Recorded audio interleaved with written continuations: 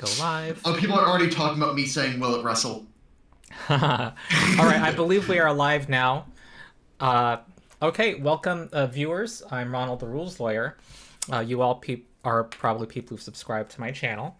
And we're going to be reacting today to the new playtest of two new classes for Pathfinder 2nd Edition. They had said for like a couple years ago that they would be slowing down their design of new classes to like maybe one a year. I guess they lied. But anyway, I'm not complaining.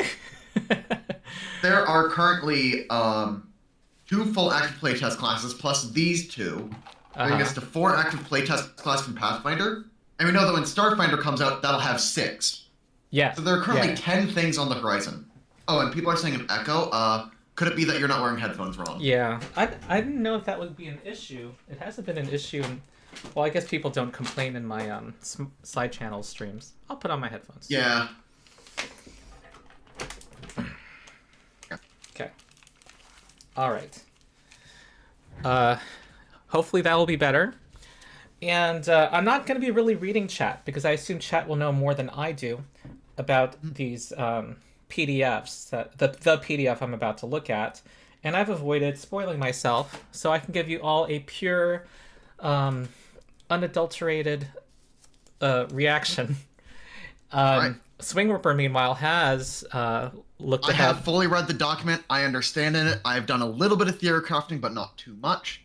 And I'll be interpreting messages from chat that are spoiler light. So chat can have whatever spoiler discussion they want. It does not matter. Yeah, don't worry about me reading it. I'm going to read it, and I have moderator power, so if you still say something hateful, expect to get banned still. And Yes. it's basically going to be the same setup we have for the inscription stream on the side channel. So Yeah. Everyone leave a like. That puts us in front of more people. And what else? What other preamble do we need? I made a long video, over an hour. I like planned it over an afternoon, and then I recorded it and it turned out to be really long. yeah, It was like 2 days. It happens. It happens. I guess it happens when you like show stuff on the screen, and I can't avoid saying everything I think about something. It's a fault of mine. But I was speculating that Pathfinder 2E might be what's the word? Being less afraid to be accused, being less afraid of being accused of being 4E reborn, and making a couple of things. One, looking at martials. Martial classes and making them more what's the word, at least be more like the combat roles in 4E. Yeah, you expect that martials will get some things that bend the fiction a bit more. Yeah, maybe not the full mind control type taunts that you were expecting, but like something along the lines of now martials can do big effects rather than what we've seen before, which has basically been modifications to sword slice and maybe you get a grab. Yeah, and we've and also and I was realizing this as I was actually recording the 4E video that actually it's not that they wanted things to be more powerful in 4E. It was just mitigated by the fact that they were daily powers and encounter powers. There were cooldowns for these things. Yep. And whereas the philosophy in Pathfinder 2E generally so far has been that martials are not going to have these daily limits on things because that's quote unquote less realistic because you're a martial. You know, why can't you, do come and get me and taunt people towards you more than once during a combat, and that in recent years we've seen more Pathfinder kind of looking more at have more spectacular abilities that kind of have cooldowns or tax you more actions within the 3-action economy. And the commenter pointed out that this was kind of apparent with the inventor, with the unstable trait for things you can do with your construct or your innovation, and that was definitely true. Those were encounter powers. Yeah. And I would actually say that unstable is much like focus points in that they are ways of enforcing counter powers. So this was all my baseless speculation, not so baseless. We'll see how baseless they... well, let's see how prescient they were. It's not that they were baseless. Let's just see if I forecast anything. Yeah. And I'll also Yeah. So the goal today is to kind of look at the class. Well, let's look at this front page. The class features. I won't have time to look at all the feats. We want to make this go maybe 2 hours, but I'll want some guidance from SwingRipper and from chat on certain things I should look at as well, since I can't read through everything. Okay. All right. Any questions? Yeah, you sounds like you're ready, so I'm going to go ahead and start. Oh, and Megan's in my lap. She's jumped in my lap, of course. All right. Yay. That important to note. Okay, Battlecry class playtest. I'm going to do some speed reading. Hold on. Okay, the commander is a battlefield leader. They're using the word leader from 4E. But I don't know if that's purely coincidence. Whose clever use of tactics can turn the tide of any fight.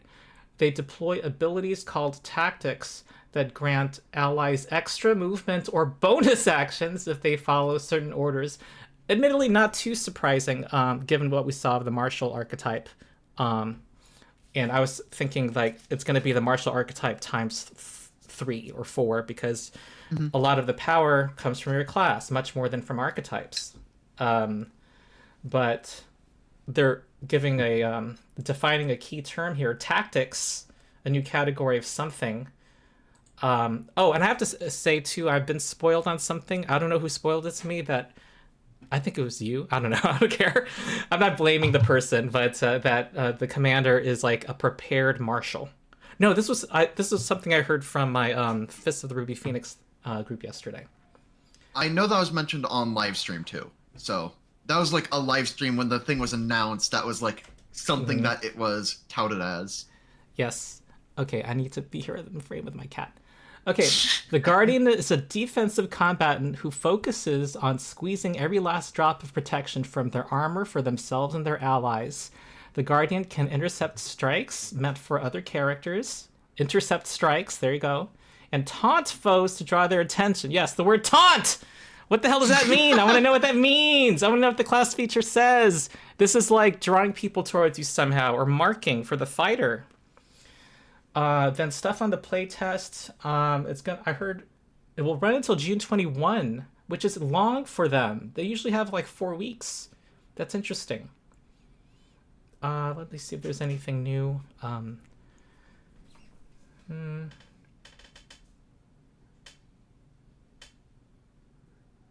think no surprises here. I do wonder with that long, that's relatively long for them, whether they might have, a second version coming out. I'm looking at the names. I'm not too familiar with Jason Keeley and Joshua Birdsong. Okay, that's page 1. There we go. The commander. You approach battle with the knowledge that tactics and strategy are every bit as crucial as brute strength or numbers. You may have trained in classical theories of warfare and strategy at a military school, or you might have refined your techniques through hard-won experience as part of an army or mercenary company. Regardless of how you came by your knowledge, you have a gift for signaling your allies from across the battlefield and shouting commands to rout even the most desperate conflicts, allowing your squad to exceed their limits and claim victory. Intelligence! Ooh! Oh my god! Yep. Oh, my Acrobat readers malfunctioned. Okay. Intelligence as a key stat. Okay. This is like... Another intelligence key marshal. Yeah. That makes the third one. 4E's Warlord had said strength was your top stat, but then you want charisma or intelligence to be secondary. And then they had another supplement later, wisdom as well. So you could pick any of the 3 mentals. Yeah. And signaling them from across the battlefield. So the martial archetype, their main problem was that their aura was only like 10 feet normally. Mm-hmm. So this is not going to have that same limitation, apparently. Okay, I'm going to kind of skip this. Expert in perception. Their weak save is fortitude. Interesting. Yeah. They have 8 hit points plus constitution modifier. So they're not really in the front lines from what I'm seeing so far. Trained in society and warfare lore, both of which are int-based. They can use martial weapons and all armors. So they're not pushovers at all. They could defend themselves, but they are leaning more towards the mental... I want to note... Yeah. I don't know if this is true, but I can't think of another 8+ con mod class that gets heavy armor and base class chassis. Yeah. So this means you don't have to really commit to dex at all with heavy armor. Yeah. And also, no key ability score strength heavy armor means you can't get full plate and have the strength prereq at level 1. So you need to wait till 5 to get that full plate if you don't want to have that move speed penalty. That's true. Yeah. Yeah, and you're not going to be able to get strength up to 18. Yep. Okay. Class features. Commander's Banner. A commander needs a battle standard so their allies can locate them on the field. You start play with a custom banner that you can use to signal allies when using tactics or to deploy specific abilities. This reminds me of the first edition Pathfinder Cavalier. They had a banner. That is some that people have noted as well, yeah. Your banner can be affixed to a weapon or shield you are wielding, so you don't need a special hand committed to it. Feats and abilities with the banner trait require you to be holding your banner or wielding a weapon with it. It can be attached to your shield even. So you can dual wield shields with this. You could. Or single wield a shield with a feat. As long as your banner is visible, such as by being affixed to your weapon or worn attached to a pole alongside your backpack. You can even put it attached to your backpack, okay? You and all out, so they really don't want you to worry about hand economy at all. So it can be attached to your backpack, so that if you're disarmed of your weapon, you still have your banner up. And also, a funny thing, it doesn't say you have to put on a weapon that is a certain size, so you can put on a gauntlet and attach to a gauntlet with no penalty. Which apparently is not significant because you could just wear it in your backpack. It isn't significant. I just think that it's funny that you can in the rules do that at no penalty.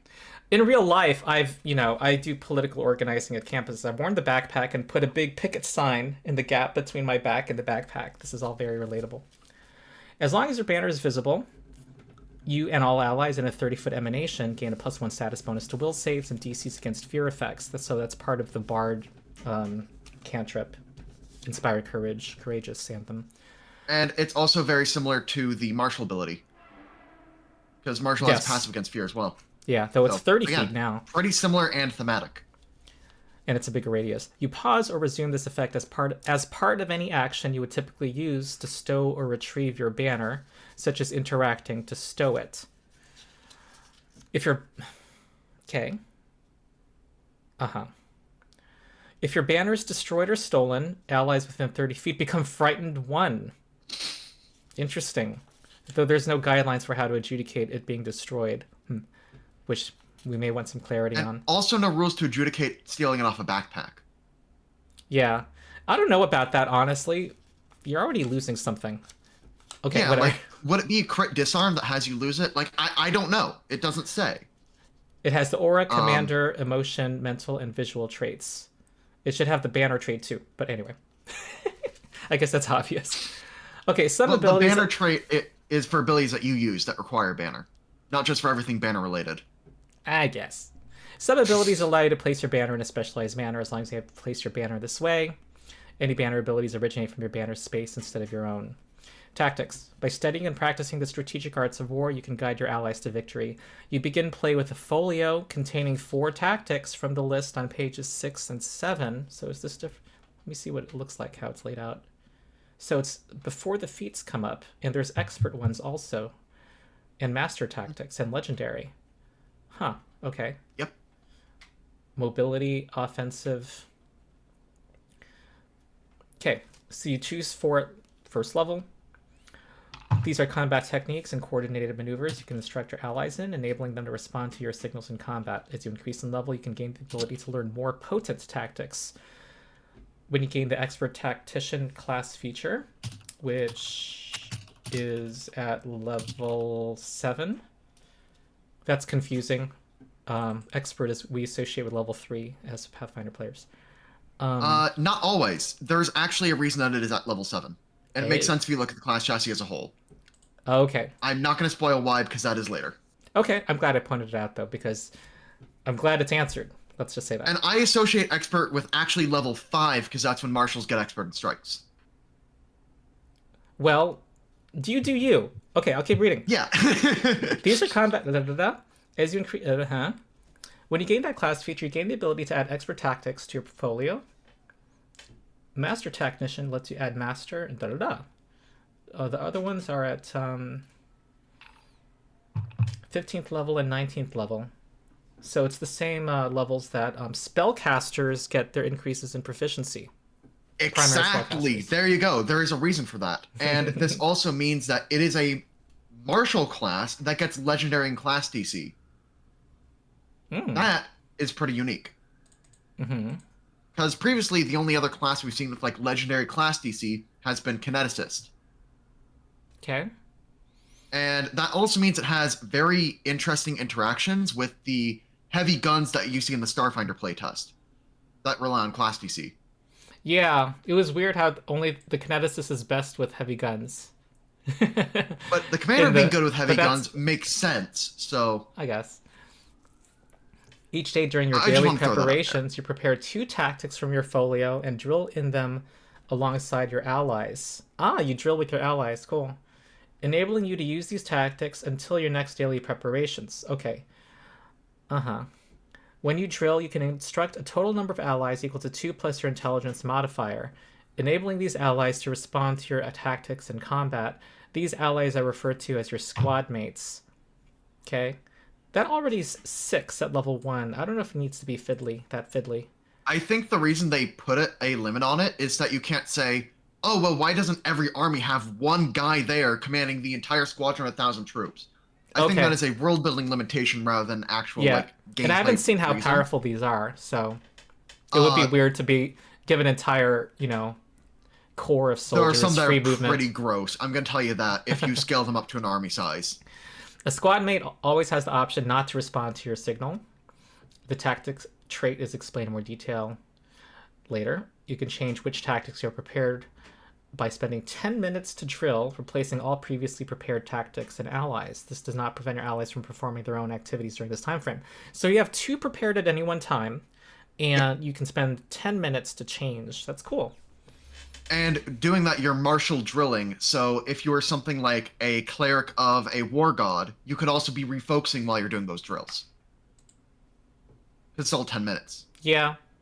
And I like how... I don't know if there's limitations how often you can use them. So far, it looks like they're at will. I could be wrong. Hold your tongue. A vast majority are at will. I said hold your tongue. We want to get my surprise. Okay. But I like the theme of, like, your football team is only going to have a couple of plays in its head at once. I think that's kind of thematic and believable. Gaining new tactics. You add additional tactics to your folio and increase the number of tactics you can prepare when you gain expert, master, and legendary tactician class features. So you're limited to 2 at any time until level 7. Interesting. You can also add tactics to your folio with a tactical expansion feat, though this does not change the number you can prepare at once. Because folios use shorthand and signals unique to each commander, there's typically no benefit to using or stealing another commander's folio. Though stealing another's, how would you even... It's not like they're written formulas. It's like there's something you have to get from a feat. So... Though you a folio is effectively a spell book. Ah. So you can think of it that way, and then you're preparing the maneuvers from your folio, or like your martial handbook. It's a wizardy prepared caster. All right. I'll look at those class features later because, I want to understand how it works. You can trade with another commander to retrain one tactic in your folio to another that they know. If the tactic required a class feat to learn, you must retrain a class feat at least that level to learn it as normal. So some tactics require a class feat and others don't. Okay. Drilled reactions. Your time spent training with your allies allows them to respond quickly and instinctively to your commands. Once per round, when you use a tactic, you can grant one ally of your choice, benefiting from that tactic, an extra reaction. Ooh. This reaction has to be used for that tactic. Okay. So... And I have a feeling this is put in there for, well, I want to play this class, but we have a champion. They want to use their reaction a lot. So there might be an anti-synergy, so they kind of added this as like the little way around that. Yeah, and I think it's their compromise between what Pathfinder 2E's philosophy is and 4E, where Pathfinder 2E generally wanted to restrict you to one reaction and rarely let you have more than one reaction. 4E let the commander give free actions. This is kind of like having your cake and eating it too. Having a champion in your party is not less powerful because you have a commander in your party. Yes. That champion's identity is not threatened by your identity. Yes. I like this idea. And I think that's very good. I really like this line of text. That's a very important one. Because it makes us that this actually functions in a drop-and-play scenario. Oh my god, we got 300 viewers. Hello, everybody. Yeah, no, we have an absurd amount of viewership. Hello. And I'm just kind of like looking at chat on the side. I'm just kind of letting them have their discussion. Same for Fighter's Reactive Strike. Yeah. It's good with anybody that relies on a reaction. I'm going to do a very unimportant poll, but one that will make people want to answer, which is to ask people which class they like more. Oh, I'm gonna vote. I have my opinion. Okay, don't say anything, Sean, so it doesn't influence them. I'm just gonna tell people I'm very opinionated. Oh no, people are already okay, Commander, Guardian. Okay, start poll. All right. Okay, shield block. Yes, you are. Yes, shield block. Yes, of course. Okay, Commander feats. You get one at first level. Okay. Yada yada. I assume there's no surprises in these other class features. Let's look at the key terms. There is actually one. Warfare expertise is very interesting. I was going to read that, but hold on. I want to see the key terms. Tactics are special abilities that involve you signaling your allies to perform predetermined maneuvers. To use a tactic ability, you must have one or more willing allies you have instructed beforehand during your daily prep. Your squad mates must also be able to perceive your signal either when you speak or shout it, in which case as auditory trait, or by physically signaling them, typically by waving your banner, in which it has the visual trait, but not manipulate, apparently. So I guess you could just, like, sway your backpack like this while you're focusing on something else. Okay. Yeah. But it has to be one or the other when you do it. While you can use multiple tactic actions around, a character cannot respond to more than one tactic per round, regardless of source. Okay. Good to know. The banner trait indicates an ability that involves you waving or otherwise actively. To use an ability with a banner trait, you must be holding your banner in one hand or wielding it. Or wielding a weapon it is attached to. Okay, that contradicts earlier text, folks. Paizo? Yeah. Okay, you said you could wear it on your person, or... It said you can wear it on backpack and get passive benefits. I don't know if it actually said you could use banner abilities while it's on the back. We know what flourish means.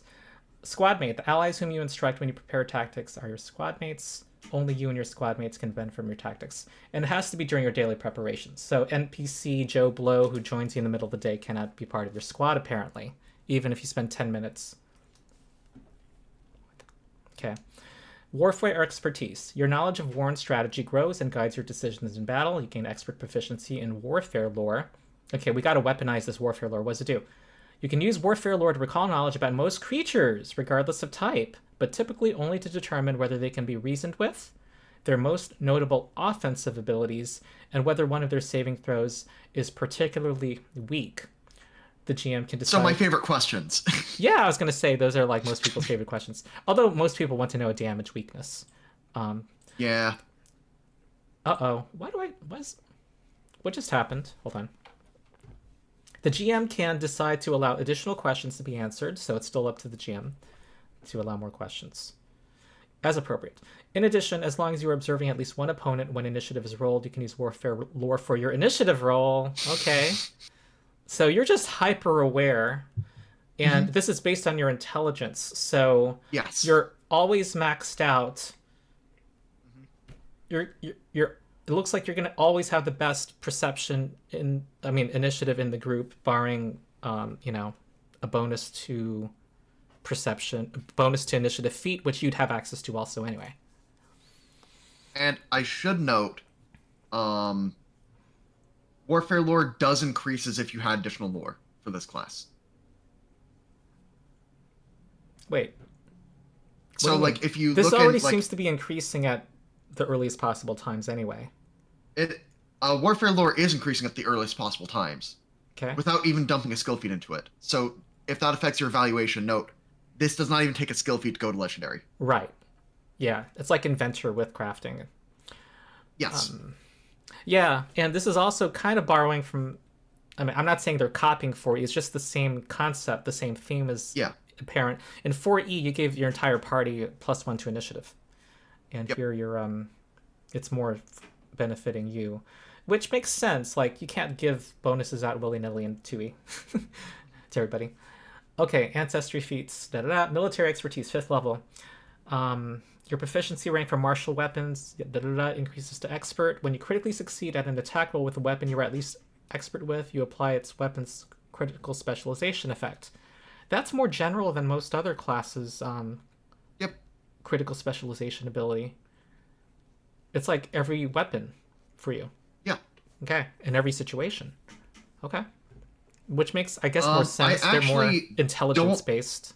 There's one thing I don't like about this, and it says, with a weapon.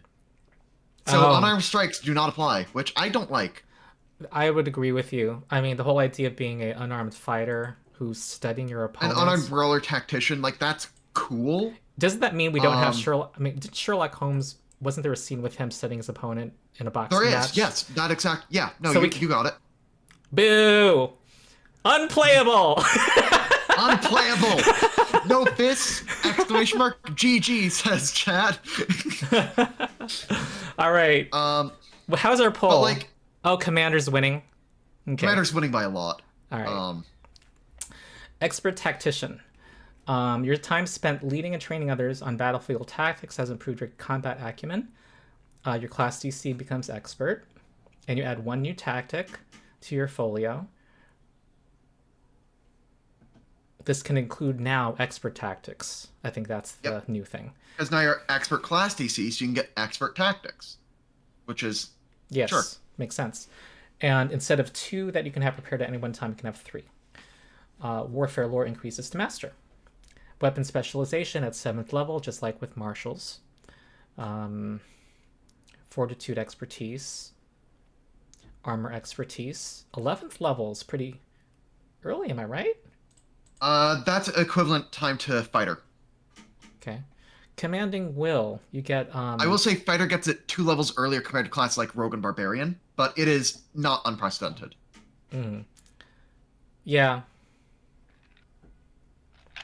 You know that... Okay, commanding will.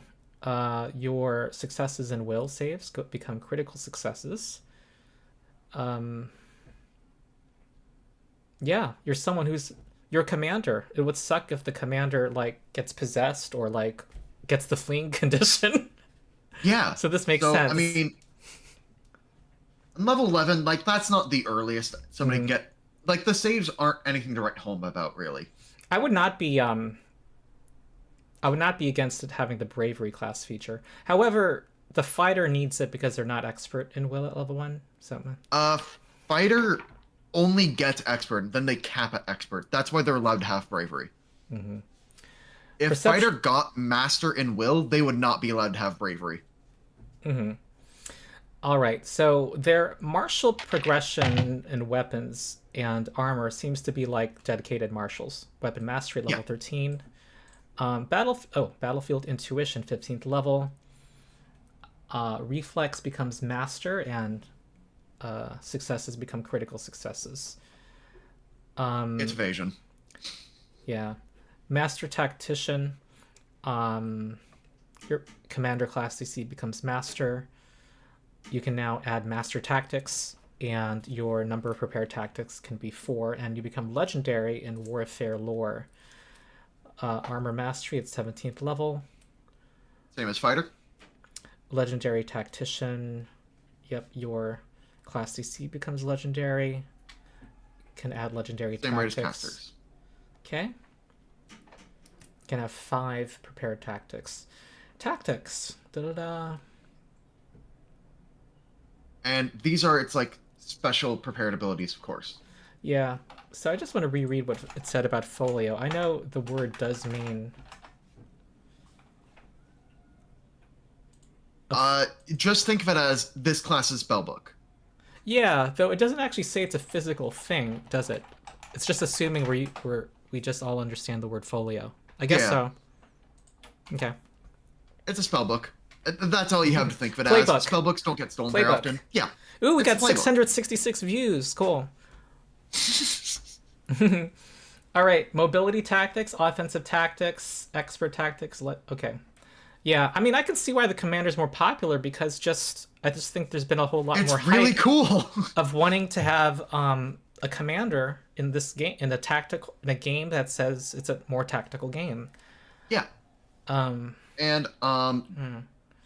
of mobility tactics, like a lot of these, the top two are more of like movement in combat. The last two, I'd say, are movement for exploration mode. Okay. All right. Hold on. I'm just skimming something. Okay. Mobility tactics. Defensive retreat. 2 actions. You call for a careful retreat. Signal all squad mates who can hear or see your signal. They can immediately step up to 3 times as a free action. Yeah. Wow. Each step must take them farther away from at least one hostile creature they are observing. Okay. And can only So it can only be used to move away. Yeah. Though... Okay, if they're between 2 creatures, though, equidistant from both of them, they could use it to run towards one creature. The next line explicitly forbids that unless they are surrounded. In that case, they're forced to go... Because if they have 2 creatures here, they go in the Z-axis. They go... Okay, good. All right, good. They thought of that. Okay. Yeah. Form up. Okay, that's cool. 2 actions. And there's no cool. You can use these. These are at will abilities. Am I right? These are at will abilities, but each ally can only be affected by 1 tactic around. Right. And that's per ally. You can spam as many tactics as you want. Okay. Yeah, and this can only be used to get away. We have a super chat saying small steppy is better than no steppy, which true. Small steppy. That's 3 steps. I don't think that's small. It's 3 steps. Like that ain't bad. Yeah. Like that. That's enough for your wizard to get out of the face of a polearm fighter. Form up. 1 action. You signal your team to move into position together. Immediately stride as a reaction, though each must end their movement inside your banner's aura. What was our aura again? 30 feet? Something like that, yeah. Okay, and do they have to start in your aura to be benefit? I think that tactics...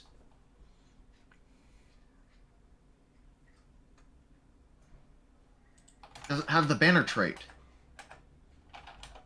I think it's the banner trait that determines that. It does not have the banner trait. Defensive retreat has the banner trait. Form up does not. I'm looking at the traits. Okay, the banner trait just means they can see or hear you, right? Banner trait means that you need to have the banner for the start of it. They need to be in banner's range. Okay, banner trait means you need to have your banner displayed. Yeah. Form up. It's just they need to end their movement in the banner's area. For tactic, it just says they must be able to perceive your signal. I don't think you need to be within 30 feet. Yeah, no, it's the banner trait that requires the banner. I was just grafting my martial understanding here, which wasn't belonging. So all that needs to happen is they must end their wait, except it's just said right in here, there's an aura to the banner. Yes, there's an aura to the banner of 30 feet. They need to end their movement inside that aura. Okay. When you use form up. They do not need to start in that aura. Okay, got it. Got it. Cool. Mountaineering training. Your instructions make it easier for you and your allies to scale dangerous surfaces. Signal all squad mates until the end of your next turn. A climb speed of 20 feet. Mm-hmm. Wow, that is more gonzo than I expected.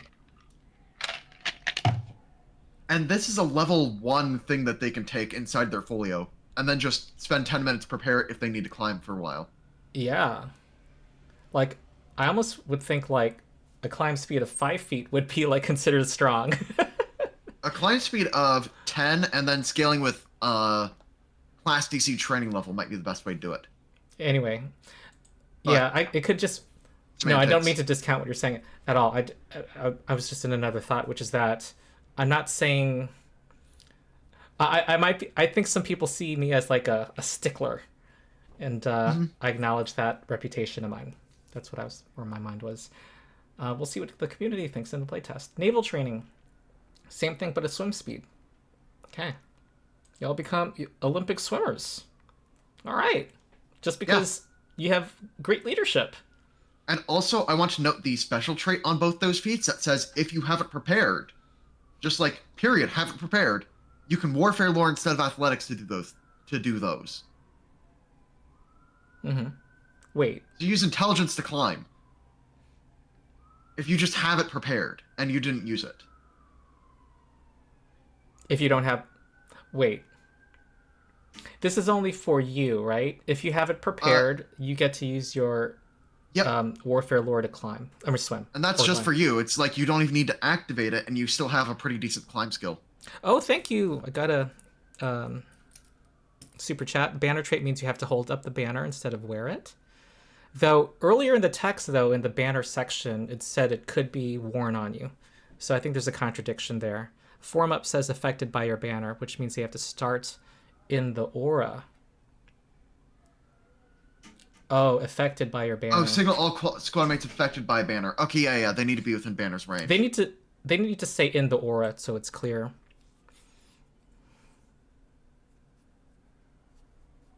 Okay. And I also think they should put banner trait on form up as well. Just like make it clear the banner is. Yeah. Okay. Passage of lines. Your command demands that endangered units fall back while rested units press the advantage. Signal all squad mates affected by your commander's banner. Each can swap positions with another willing ally adjacent to them as a free action that does not trigger reactions. An ally can't swap into a space it can't fit into, and if one of the allies occupies more squares than the other, the smaller ally can move into any part of the larger ally's space as long as they remain adjacent after. So this is really cool. I mean, you basically can have your multiple people in your party soaking damage at the front over the course of a combat. You can spread out that damage. I'm not convinced it's going to be useful because if my goal is to have several people tank, we're flanking. Mm-hmm.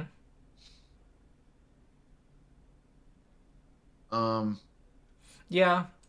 I also like how, it allows you to swap spaces. That's something you can't really do often. So we're seeing a lot more, obviously it's the mobility tactics, but I think in my experience playing 4E with you and the group, I really was appreciating all the more movement abilities in 4E. Yeah. It looks like we're getting that with this. Offensive 4E made like a lot of exact tile stuff matter and had a lot more movement in its combat. Pathfinder 2 does have a tendency to funnel onto conga line of death if... Mm-hmm. And compared to 4E, Pathfinder 2E is a bit more theater of the mindable. That makes sense. A little bit more, yeah. A little bit more. Coordinating maneuvers. Your team works to slip enemies into a disadvantageous position. Signal one squad mate currently affected by your commander's banner. That ally can immediately step as a free action. If they end this movement next to an opponent, they can attempt to reposition that target as a reaction. Okay, all outside that ally's turn. Yep. So multi-attack penalty is low for that ally. Yes. Yeah, there is no map applied to that reposition attempt. Yeah. So why need a high strength when you have a high strength person in your party? Yeah, and so like now imagine Jolved, my for those of you in chat, that's my War Priest build. You can see the full build on my channel, but with the wrestler archetype. Post athletic rushing gets into melee range. And then a warlord or the commander then says coordinating maneuvers. Okay. And then he steps a little bit that way and then slides the ally directly into a flanking position for everybody else. Like and athletic rush could be active while this is happening. Remind me, SwingRipper, about having a segment on which of these two classes is better for a party that wants to wrestle a lot. That's actually a lot closer than most people might think coming into this stream, having read the playtest, because I have opinions. Capital O Of opinions. course you have opinions about wrestling, SwingRipper. Okay, double team. I have some capital O opinions. Double team. 2 actions. Your team works together to set an enemy up for a vicious attack. Signal one squad mate affected by your banner who has an opponent within their reach. That ally can shove or reposition an opponent as a free action. If their maneuver is successful and the target ends their movement adjacent to you or a different squad mate, you or the second squad mate can attempt a melee strike against that target as a reaction. Cool. So this grants a it's a free attack that you can trigger, unlike reactive strike, unlike champion's reaction. But it costs you 2 actions. Okay. End it. 2 actions. Require, as incapacitation trait, requires that you and your allies currently outnumber enemies on the battlefield, and you or a squad mate have reduced an enemy to 0 hit points since the start of your last turn. At your proclamation that victory is already at hand, your allies march forward with an authoritative stomp, scattering your enemies in terror.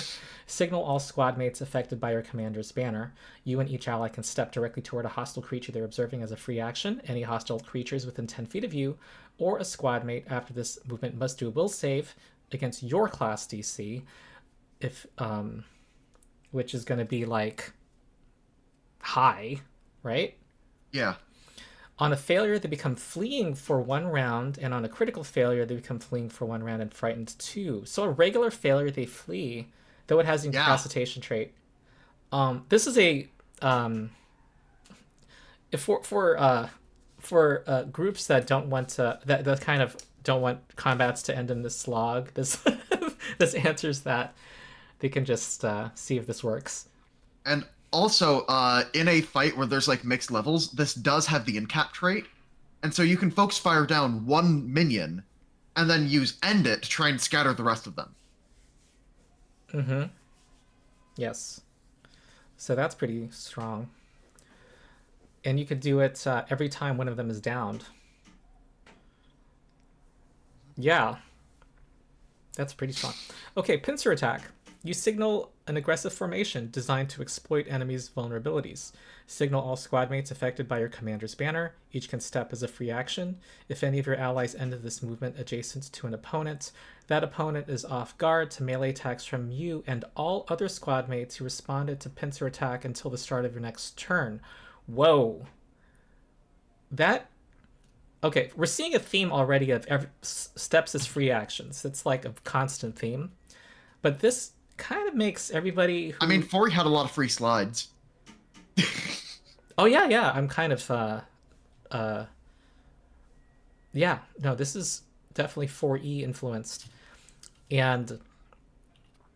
But yeah, any of your melee allies who does melee fighting, who's probably going to be near an enemy, their foes are off guard. This is... Anyway, great if you have a rogue in the party.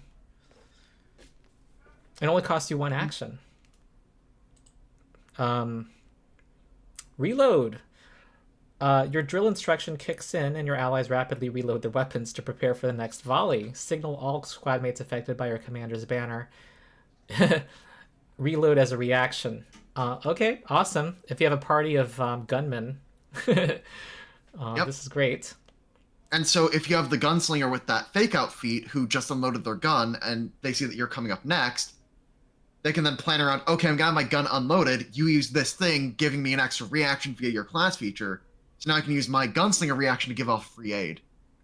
Yeah, and that's the reaction for the gunslinger that lets you use your shoot a bullet to fake out an enemy. Weapon accuracy to aid, yeah. And it doesn't actually say you have to fire the weapon. It doesn't say you have to discharge the weapon for fake out. Mm-hmm. It's a funny little bit of text for the Pathfinder Society note on that feat. This also reloads a siege weapon, which, if I recall correctly, requires multiple actions.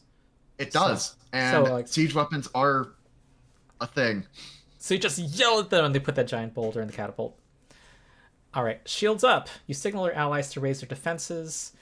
Each can immediately raise a shield as a reaction. Squad mates who are wielding a parry weapon can do that instead. So they've thrown in some actions that some people feel like are quote-unquote feat taxes. and allow you to bear that tax.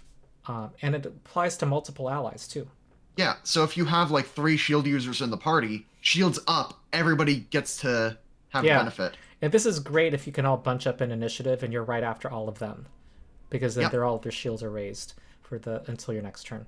Strike hard. 2 actions. You command an ally to attack. Choose a squad mate who can see they get to strike as a reaction. All right, so it's kind of like double team, except it doesn't have the step. It doesn't it doesn't force them to succeed on a shove or reposition first. Oh. Yeah, I was mixing things up. It's just 2 actions. Your ally gets to strike at full accuracy. Yeah. Okay. Yep. Granting attacks to allies proactively. Cool. No map attacks to allies. All right. Important. I want to get to expert tactics when we get a little higher in the feats. Where are we at? We're 45 minutes in. Let's look at some level 1 feats. Any that stand out to you, Sean, of the level 1 Okay, feats? So I'm just going to quickly mention Armored Regiment Training. It's just armor bulk that changes. And some exploration mode speed benefits, which really won't matter at most tables. Combat assessment, just like the fighter feat of the same name. Combat medic is very interesting. I want to hear your take on it. Okay. Combat medic. So you're trained in battlefield triage and wound treatment. You become trained in medicine and can use your intelligence modifier for medicine checks, and you gain battle medicine. Battle medicine's a great feat. And you use your intelligence modifier in place of wisdom modifier for medicine checks. For all medicine checks. Is that That's the ability of, I think Churgan gets something similar. Like that specific type of alchemist. Like this is just like on a feat. And I want to note, and as a requirement of, you can prepare at least 2 tactics, so that investigator can't dip this. Good. Yeah, Churgan gets to use crafting for medicine. That was it. But like this is actually a true skilled replacement. Like the stat replacement for a skill. Yeah, which doesn't happen very often in Pathfinder. Very rare. And I think they are they're not very concerned about making battle medicine and medicine, accessible. So they have a different attitude towards it. Okay, any of these others? Anything stand out? You can have a steed. Awesome. Deceptive Tactics does a similar thing, but for feinting and creating diversions, where you get to use intelligence instead of charisma. Yep. Cool. So basically, they're like, okay, these are things that we want commanders to be able to do that you would think a shrewd person, support person, and leader from the back would do, and we'll let you use your intelligence for it. Yep. Plant banner. A lot of words for making it so that your banner can get grabbed. Oh. That's my opinion on it. It makes it have a wider range. It gives temporary HP, but I see it as spend an action, give yourself a massive vulnerability that'll frighten one your party. What? Give what? Because if your banner gets grabbed by an enemy, everybody becomes frightened 1, no save. So you plant your banner in the ground, now it's an unattended item, and enemy can just go over there, pick it up. Oh, you're saying this as it's a negative. Okay. So that's like a big downside. You need to actually protect this banner with your lives now after you plant it, and it gives you some temp HP to do so. But like, or I could just not plant my banner. Okay. I do like that. That's my concern. At 15th level, you get to add your level and intelligence mod as temporary hit points. That's just if it's destroyed, it says chat, but like... Well... Okay, that's that. If your banner is destroyed or stolen, chat, allies within 30 feet become frightened 1. Yeah. My banner is more useful for range commanders, but like still, I wouldn't like say it's as good as people think it is. Like I've seen a lot of people say that's really good. It creates such a big vulnerability. I cannot see that being like an active thing a lot of people pick. Maybe if the party's fine with kind of being stationary and being around If the party's willing to play around this and has things protect it, then fine. Okay. Or if you're playing against unintelligent enemies where you can plant this down like wolves that won't know to attack the banner, then fine. But if you have intelligent enemies, I expect them to grab that banner. And then all of your feats that require the banner, turn off. Okay. Okay, level 2 feats. Ooh, you get to change a tactic when you're seeing the enemies, when you're rolling initiative. Mm-hmm. Huh. And I think that was a thing that I want to say this is a feat that existed in another class before, but I can't remember which one. Okay. It feels very familiar to me. Okay. Maybe I can see why they would include it as a feat, though. Yeah. It kind of negates the idea of preparing your allies, but still, I'm not going to complain. Defensive swap. Swap positions as a reaction. Okay. And it lets you swap positions with an ally so that way you can tank for each other. So if you're like a fragile one in the front lines and you're playing with, I don't know, let's say the Guardian who can tank hits. Oh, either you or your ally gets targeted. Interesting. So you can do it to protect yourself or protect that ally depending on who's more fragile and who's more injured. I feel like this kind of reminds me of one of the teamwork feats from first edition Pathfinder. And I know one of the popular archetypes in 2E is the sniping duo. Yeah, and it would be very cool. popular for range characters. And I'm going to add this to my wish list, and maybe this idea will spread since I have a large Pathfinder channel, but having more... And you have 350 people watching. Yeah, but having more teamwork-like archetypes in the Battlecry book would be on theme, and I think would be cool. Yeah. Guiding shot. Flourish traits. Okay. I'm asking you if there's anything notable. That's attack. If it hits, next ally to hit them gets a bonus. Okay. +2 if you crit. It's one action. It gives the next ally attacking a bonus. Like, that's fine. Yeah, and if you're gonna it's for range ones, if you plan whatever. to do a strike anyway on your turn. Yeah, then you're just kind of like throwing a free +1 onto somebody, and that is a circumstance bonus. So stacks with bless. Yeah, circumstance bonuses to hit don't come easily. That also means that you can frighten somebody, have them tripped, have a bless up, and then do a guiding shot. Yeah, and you can also... Just to be sure. Your bard will be, or the bard will be spell happy. Gives a status bonus. You can give yet another bonus. And then do that tactic, which makes them off guard to your allies. Okay, set up strike. Your attack makes it difficult for your enemy to defend themselves. Okay, this makes if you hit an enemy with a melee strike, they're off guard to the next attack by one of your allies. Tactical expansion, you add 2 additional tactics to your folio, not to the number you can prepare. Mm-hmm. Rapid assessment, when you roll initiative, recall knowledge. Also, with tactical expansion, you can take it many, many times. Relevant. It's a filler. My only complaint about this one, recalling knowledge when you roll initiative, is one of my house rules for when you're investigating as an exploration activity. Don't worry. This rapid assessment ability, it comes up later. Very hard. Oh, okay. Just like foreshadowing. So, since we just did level 2 feats, let's look at... Oh, no. The next level level 4, level and 7. then we can go jump back to the expert things. Okay, well, I don't want this to run too long. I'm going to ask you in chat to kind of highlight things that I'm just going to give you my quick off-the-cuff takes, and chat, if I see a wall of, no, what the hell are you talking about? Then I'll justify myself. Yeah. So, banner twirl, how often do you actually fight ranged enemies that are shooting your allies and concealment matters? Observational analysis, combat assessment, if you're actually using combat assessment, it's pretty good, but like otherwise it's a level 4 feat that's just dead, so whatever. Shielded recovery is very silly because it makes battle medicine better because it needed the help, and can be combined with medic archetype. Okay, that's sarcasm voice from SwingRipper. Shielded recovery, medicine absolutely needed the help. There's no other way medicine can ever be good. No other class has ever proven medicine to be a problem, and I think that sarcasm dropped. This is pretty absurd. If you have a shield, you can battle medicine using the shielded hand, and that also gives an ally a bonus to AC for a while. Okay. Oh, and also gives them bonus to reflex saves. I didn't even see the reflex save part. I glossed over that the first read through. If that tells you anything. Okay.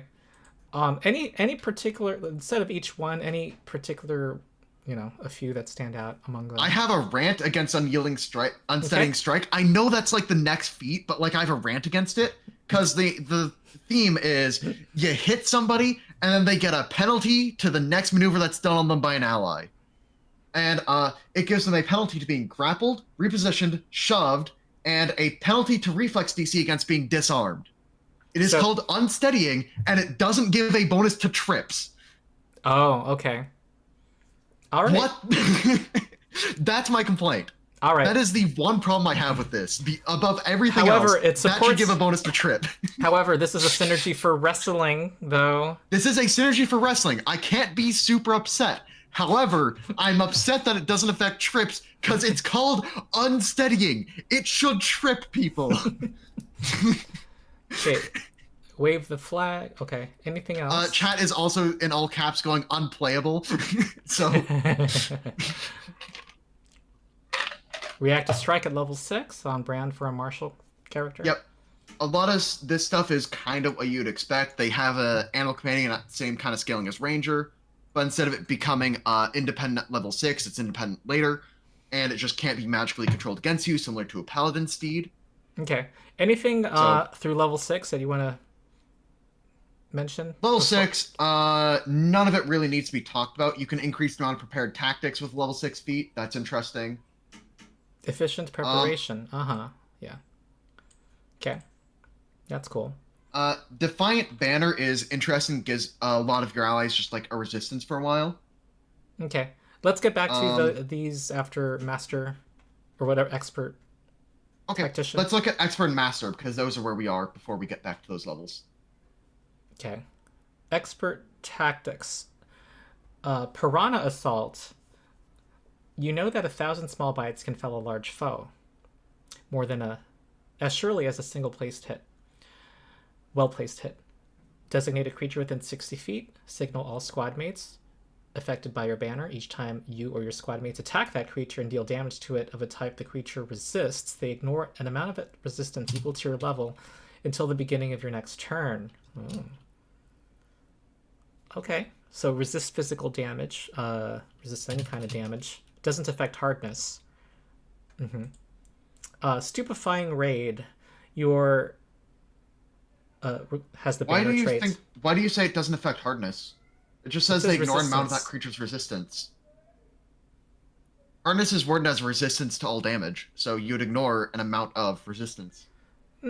I feel like they're different mechanics with different words, and kind of don't. One doesn't imply. Hardness is worded as resistance, so. I think we differ here, but okay. Maybe chat will clarify. Okay, Stupefying Raid. Your team dashes about in a series of maneuvers. This takes 2 actions that leave the enemy befuddled. Signal up to 2 squad mates affected by your banner. These allies can stride up to their speed as a reaction. Each enemy they are adjacent to at any point during this movement must do a will save against your class DC or become stupefied 1 for a round. Emotion, fear, and mental traits. You just go in front of them. All right. Against your class DC. Cool. And you give them some free movement. Nice. Stupefying is a great condition. This does not have the incapacitation trait. If you're facing the, Vecna, this is great. All right. Master Tactics. Demoralizing Charge. 2 actions. Banner trait. Your coordinated assault strikes fear into your enemy's hearts. Signal up to 2 squad mates. This looks like the previous one we just read. But if they end their movement adjacent to an enemy, they can attempt to strike that enemy as a reaction. For each of these strikes that are successful, that enemy must do a will save or be frightened. If both strikes target the same enemy, that enemy takes a -1 to circumstance penalty to will to resist this effect. Cool. So with 2 actions, you can command 2 strikes by your allies. Yep. As a reaction. And it's your special granted commander's reaction, right? And so imagine you have a fighter and a barbarian in this party. You command them to go ahead and stride to opposite sides of this enemy. Flank. To flank and then attack. Yeah. With the fighter having an extra reaction to play with. Yeah. That's pretty good. And then you still have an action that you don't have map yet, so you just shoot your bow. Mm-hmm. Where your bow has a flag attached to it. What about that one earlier that makes all enemies off guard? What was it called? Pincer attack? Oh. It required them to use a free action. So could you do pincer attack and then this thing? So that they're... Each ally can only be affected by one tactic around. Ah. Okay. Thank you. Okay. Ready, aim, fire. You signal a volley of range attacks from your allies. Signal all squad mates affected by your banner. They can interact to swap to a ranged weapon as a free action. That's cool. Interact to reload, and then attempt a ranged strike against an enemy that both you and they are observing as a reaction. Huh. That's 3 actions for those of you counting at home. Yeah. 3 potential actions you can get from a single feat. And an ally with the cantrip. And signal cantrip. All squad mates. What's important about that? This isn't just saying, hey, you, shoot. It's, hey, all of us, fire. So get that guy. If you have a party of 6 people, you can have 6, or actually it's only your squad mates, so not you. So yeah, then you make 5 no map attacks, just... Yeah. And we now have the swap action, interact action, so they can go back to their melee weapon with 1 action. Yep. Mm-hmm. Yeah. Okay. And so the dragon starts to fly away. The commander then points and says, everybody! Yeah. Yeah. I guess the only mitigating factor is that ranged weapons tend to do less damage. But it's still cool. I like the image of it, honestly. That's what I'm enthralled by right now. Yeah. Okay. Any more? Let's do more feats. Level 10. Or, yeah. Are you fine with running over? Yeah. Okay. It's not too much over. Let's just kind of accept that we're going to run over. I think that Guardian would go a little bit faster, but... Okay. Yeah, we had some intro. Yeah. Okay. Anything stand out for you on these this next tier of feats up through level 14? I would say Fortunate Blow is one of the ones that has had a lot of discussion. Okay. You set an enemy up... Flourish trait. You set an enemy up for devastating follow-through from your allies. Attempt to strike against an opponent. If it hits, the next creature other than you to attack the same target before the start of your next turn rolls twice on their attack roll and takes the higher result. This is a fortune effect. And it could be a ranged strike, too. It can be a ranged strike, it can be melee strike, any type of strike. This is, like, such a best-in-slot feat that, yeah. It's like True Strike, Sure Strike, but on an ally. I don't know of any other effect in the game that does this. We skipped... Well, there's like an 8th level spell, 8th rank spell. And True Target or something. Don't mind us going back to the level 8 feats. I think that Officer's Education and Unrivaled Analysis both deserve a shout-out. Okay. Officer's Education. You become trained in 2 skills you're not already trained in. Become an expert in one you're currently trained in. Actually, Rallying Banner also deserves a shout-out for being area heal, but... Okay. And gain 1 general feat of 3rd level or lower you meet prerequisites for. You're pointing this out? Train in 2 skills, make one of them 1 skill expert, also gain a general feat, and also a language. Yeah, though this is, That's very efficient. It is, though it's in things that you didn't prioritize up to this point, because they're only... Yeah, but, like, I'm looking at that extra general feat as, ooh, that's spicy for anybody that is not a human. Yeah. Because that means you're getting Fleet Toughness Incredible Initiative very early. Yeah. That's where you can start fitting in stuff like Canny Acumen, Adopted Ancestry, like all of the... Because there are a lot of general feats that you just kind of want, but not super hard. That's probably the easiest way to snag them. Rallying Banner is an area heal. You're limited to once per 10 minutes, but you can bring up 2 downed allies with this, right? Yeah. Mm-hmm. And it scales by D6 per rank. All right. So have they crossed the Rubicon of having Has no non-magical effect on morale allies healing, outside of combat. non-magical healing that can bring up the unconscious? Is this a first? In It has Pathfinder visual, 2E? and you are blinded when unconscious. It has the visual trait. Oh, okay, good.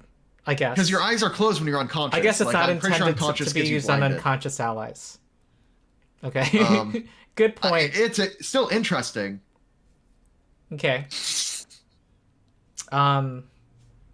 Unrivaled analysis. So you remember how we had that thing that let you on initiative roll recall knowledge? Oh god, this is like It's a mini hypercognition for rolling initiative. for every single battle. That's cool. It's a hypercognition every for battle. groups where recall knowledge is important, which I think is important. In I have 4 questions, and all of them are: what is its lowest save? Okay. That's how you make it a wrestler, everybody. Awesome.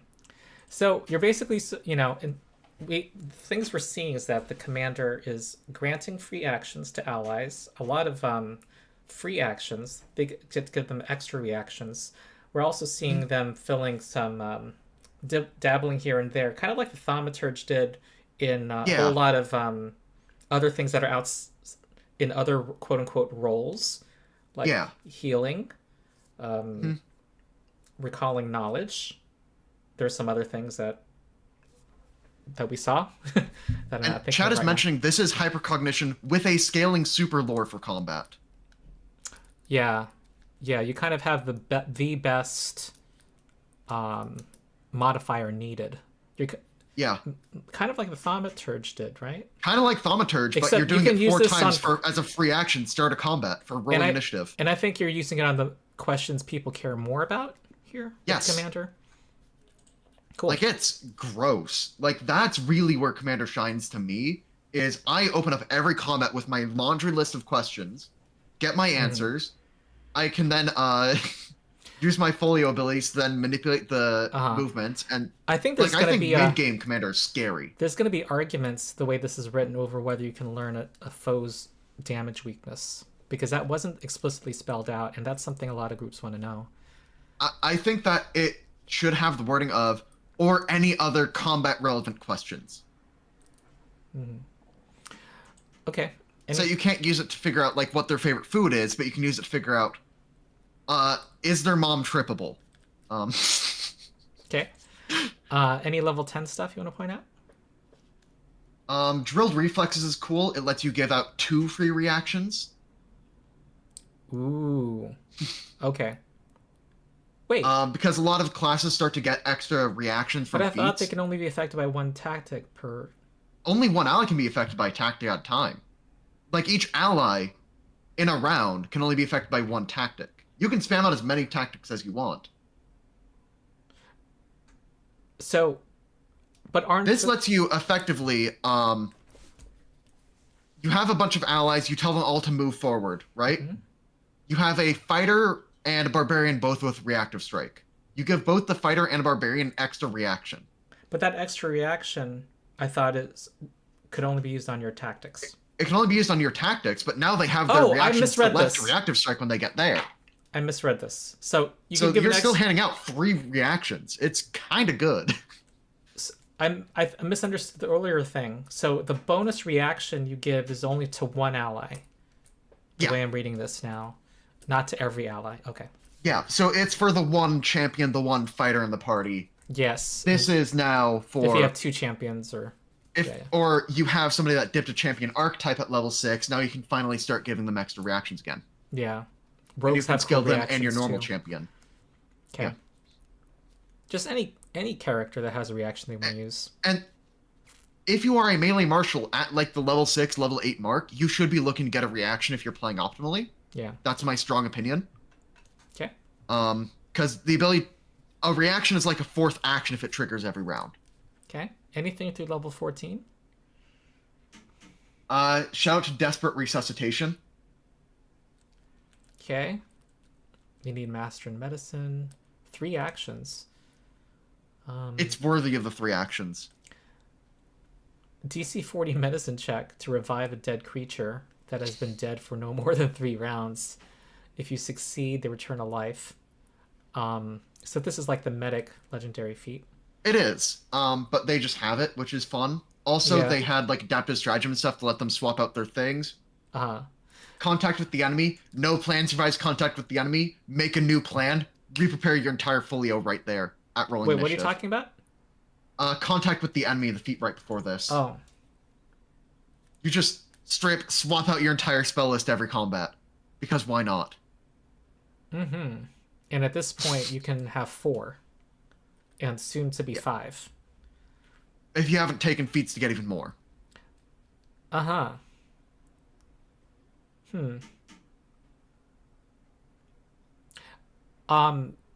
I do have one concern, which was one of my concerns with the Animist, which was the player having occasion to think a lot on their turn. Yeah. All of this is kind of like compact into like, while initiatives are being rolled, you better be thinking. But then after initiative, it turns pretty... You're a marshal with like 10 actives hanging off of it. Okay. But a caster is a character with 10 actives hanging off of it. So I don't think that's like... I don't think it'll be as problematic as a lot of people think it might be. Just because it's like, well, if I'm playing this character, I'm obviously not going to use the climbing one. If I have the climbing one there, so... Okay. Oh yeah, and chat is mentioning you have to pick the free recall or free tactic swap because you can only do 1 free action upon 1 trigger. Right. So the 1 trigger per thing still applies. Yeah, though still, you know, if you have like 8 in your folio and you're just now seeing what you're fighting and you want to think what are the 4 best tactics for this fight. I think you only need to replace 1 at most. Yeah, you're probably thinking, oh, the ogre there, we can probably use X tactic. Okay. But some players might... And there's a preemptive feat, but some players might want to just, for the memes, throughout the entire book, get a new book. Okay, for the memes, that's another motive.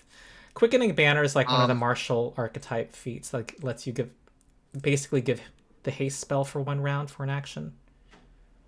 Yeah, so I'd compare this to Loose Times Arrow, which is a 2nd rank spell that costs 2 actions. Okay. And this is a 10-minute ability, once per 10 minutes. All right, let's look at our legendary tactics. There's 2 of them. Executioner's Volley, 2 actions. You command your squad mate to act as a lethal firing squad. You can only do this once per 10 minutes. You and each squad mate affected by your banner can attempt a ranged strike as a reaction against a single target you designate. Combine the damage from all attacks for the purpose of resistances and weaknesses. If it's a living creature, these attacks have a death trait. Oh my god. If it dies... I like how it says only if it's a living creature, so that they don't have to get into the argument of, wait, does that mean the zombie is immune to it? Okay. If the target dies, all other enemies within the effect can do a will save or become frightened too. That's and it takes 2 actions. Some of these things... 2 actions. Kill him.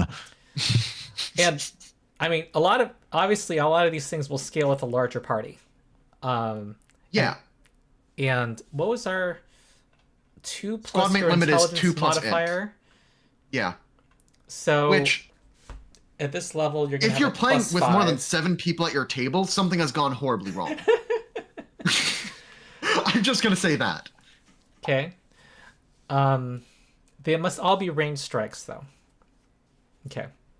Still funny. It's funny. Valkyrie's Charge, once per day! Oh! This is something. 3 actions. You and your allies defy death and defeat to make a glorious final charge.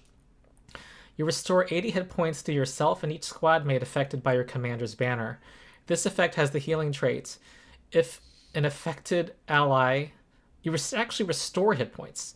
If an affected ally was unconscious... They can immediately stand and pick up any dropped weapons.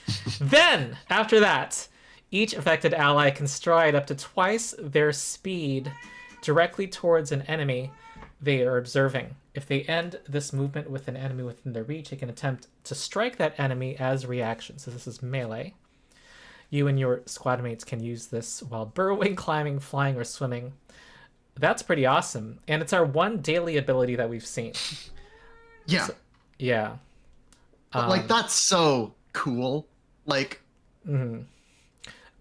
I can imagine that when this is live, people are going to play test this at high levels, and they're going to have a story about, like, yeah, no, we all got Chain Lightning down, and then I just dropped a Valkyrie's charge. We all swarmed that guy, and then beat him to death with hammers. Okay. When someone said this was a prepared martial, I expected more once-a-day abilities. It'll be interesting to see what the response to this ability will be, and whether people like something of this drama. But that's pretty... I love the people coming up from unconscious.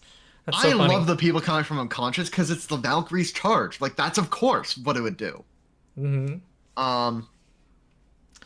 Yeah. So, I think that, and I'm at the point where I can start saying my design opinion on, like, the amount of tactics. Okay. I think it would make more sense if there were normal tactics and then advanced tactics that require you to be, like, Master Plus. Because I think it feels weird to go into Expert Tactics, C2. And then you go into Master Tactics, you see 2 more tactics. Legendary, 2 more tactics. So you think there should be more of the lower tier ones? I think that there should, not even that, I think that there should be the lower tier, and then upper tier, and just 2 tiers. Oh. I see. Because then it's like, then it's an exciting thing to break into that tier, and then you can see the new list open up. Because as it is right now, it's kind of like, oh, I get 2 more. Cool? Because like, I don't think the experts feel super powerful compared to what we've already seen in, like, the trained level tactics. Okay. So I can see those moving down, then everything else being in, like, a layer. There seemed to be a definite step up with Master and then with Legendary. Yeah, so I think we just draw the line, and maybe the Legendary ones are, like, feats that you pick. That's how I do it. When you become, get access to Master, which I think is at 15th level? Oh, yeah. 15th for casters, yeah. And are you able to choose both of these? You would need to take, like, a feat to get the other one into your folio, I'm pretty sure. Because as written, you add 1. Okay. But then, how does retraining... Well, I guess it just uses the usual retraining rules. You would only have access to 1 of these until you get to 19th level, I guess. Okay. Yeah, which is... I don't know. Okay. It just kind of strikes me as odd to have that kind of, like, hard line this often. Okay. I'm not saying it's, like, actively bad and it's killing my idea of the class, like, as much as the, it should give a bonus to trip, Paizo. Let me trip people. You have a separate line about reflex DC. Why not throw trip in there? All right, I'm going to ask the audience, should they play test more daily abilities?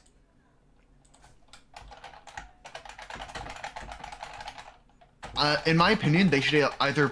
Wait. I don't think don't influence the poll. Okay. I have strong opinions. Yeah.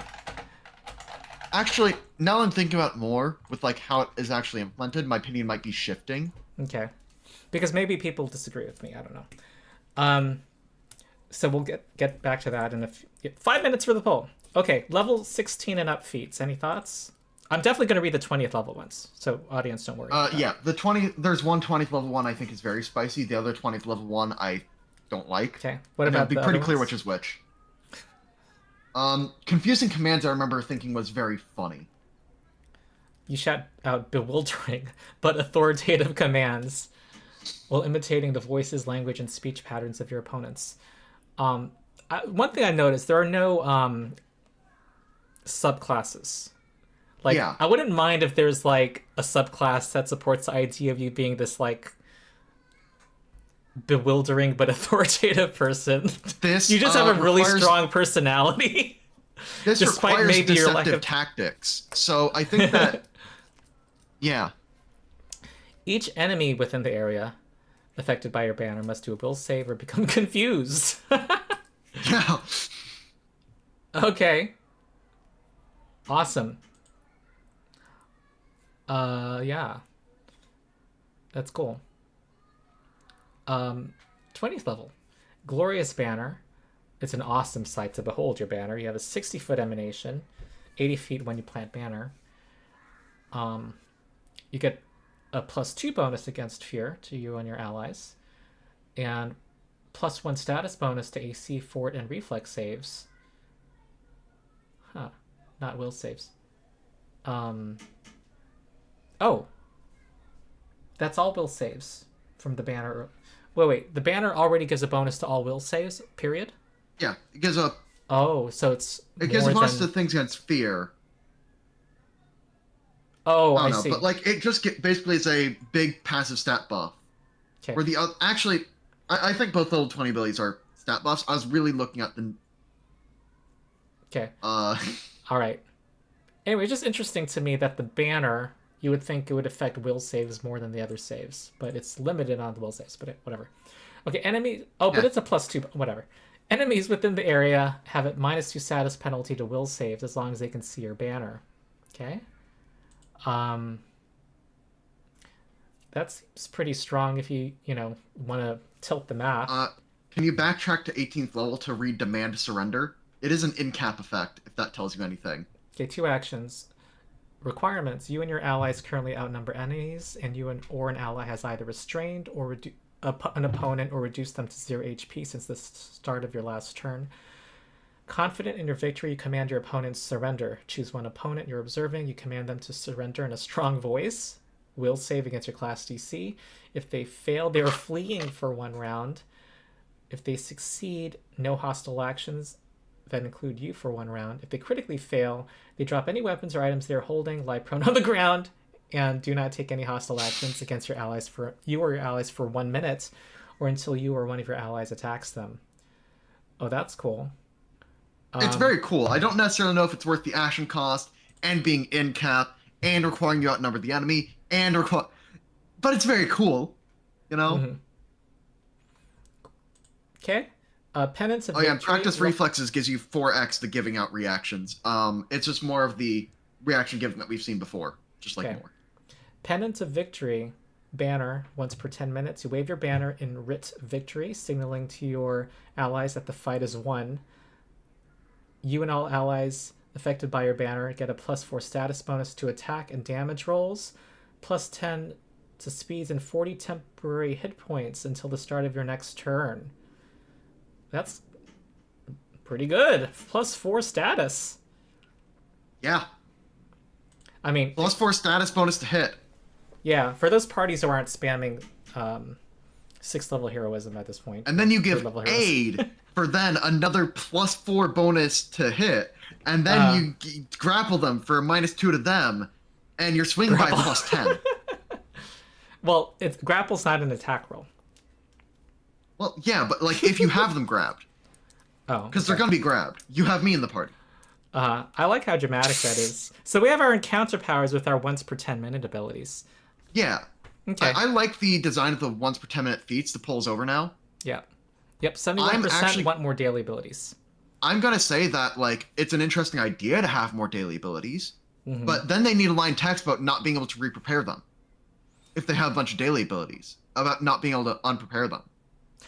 My only concern about daily abilities is it does make encounter balance. Well, we have daily spells slots, so... Yeah, my concern isn't there. My concern is, okay, you have a wizard, effectively, air quotes wizard, with a spell book that is able to use a slot and then unprepare it to put a new spell in. 28% voted no, though. That is a substantial number. And there should just be enough options for those who don't want to have them, to not take them. I think that if they are in the game, it becomes mandatory to take enough of them to the point where you can then, after you burn them, swap into the generic good stuff after. Oh, I see. I see what you're saying. That's my concern with having more daily abilities. Yeah. Because it's so easy for this class to swap things around. That, or you limit how often they can swap things around, which also feels bad. So I'm against it for that reason. They might have to give it the daily trait, maybe, so that you can't. I like Valkyrie's Charge as this day. Massive late game ability that you then drop at this like level 19 mark, that you can then prepare and then have unprepared after you use it. Like I could see Valkyrie's Charge being acceptable because it's so high level and is mutually exclusive with the other limited tactic. Because Because you're not using your level 20 feat to pick up one more tactic when you can pick up the absolutely gob-stopping Pennant of Victory or Glorious Banner. Mm-hmm. Okay, I think we're ready for the Guardian. Any general thoughts on the commander? I mean, I'm not surprised by what we saw. I'm happy to see they're like more into the giving a free movement and actions to allies. Yeah, what were we gonna say? Chat is agreeing with me about my swapping concerns. Yeah, no, it's a good concern. in general, I think that if Guardian or if Commander was printed as is right now, I'd be satisfied. If this was in a book as is, I would just be yelling on the forums about how we need to get an errata as soon as possible onto the unsteadying strike, and then that'd be my only complaint. Okay. Like, that's my one complaint. I am allowed my one. That's it, because it makes no sense to not have Trip be buffed by unsteadying strike, okay? It's called unsteadying, and you're telling me that their footwork is still steady? They can't be tripped? Oh, okay. Mm-hmm. Just trying to think of other thoughts before I move on. Any other things I thought about the commander? I mean, I just didn't think we'd be really surprised. I think it was pretty clear we're going to get Martial Plus. And this is much more than the Martial. The class features let you grant that extra reaction to one ally. A lot of the tactics give free actions, unlike what the Martial archetype does. Yep. So it was like Martial times 3 times 4. Also, I should note that because it has a lot of actives that are not attacks, it does not have the attack trait. So this is a class that will be striking once at martial accuracy and then spend actions moving other people around. Mm-hmm. So you still have like that big martial damage push at the start of the turn, and then the rest of it just manipulates the battlefield heavily. Just one question. What if there were 2 commanders in the party? Does that not play well? It wouldn't play well because each ally can only react to one total whatever the stratagem was. So they can only respond to one tactic per round, each ally. Yeah, a character cannot respond to more than one tactic per round. Okay. So because the tactic trait, they wouldn't play well in like a group together. Mm. Too many cooks in the kitchen type situation. Yeah, you'd probably have, an intra-party battle. I'm the leader of the gang here. Yeah, and then you have one of them be fighter. And then that's how you resolve the issue. Because fighter has a lot of support abilities itself. Mm-hmm. And so you have one person be a grappling fighter, the other person be the Guardian. Commander, and then all right, Guardian. Guardian has some spicy things starting directly in the class chassis. I'm gonna shut up. Yeah, I was gonna say I'm expecting them to have 4E fighter like mechanics that are gonna challenge people's verisimilitude. Something maybe like the mark mechanic. To and let them be in the defender role, to draw enemy fire and let them control movement on the battlefield more. These are my, predictions. I'm now going to ask you a really technical question. What do you expect from its armor progression? Champion progression at least. Okay, champion progression at least. Okay. If not equal. Equal. You're going to guess equal. Okay. Equal champion. All right. You wear the shield, the steel wall that holds back the tide of deadly force exhibited by enemies great and small. You are clad in armor that you wear like a second skin. You can angle your armor to protect yourself and your allies from damage and keep foes at bay. You also make yourself a more tempting target to take the hits that might have otherwise struck down your companions. Uh-oh, Megan's coming. Here's Megan. Okay, your key attribute is strength. 10 hit points, yes. Trained in perception. Your weak save is reflex. And you're trained in athletics. And you have fighter proficiency, basically, except it must be athletics instead of acrobatics. Trained in martial weapons. Trained in all armor. Okay, good. Only trained perception. Notable.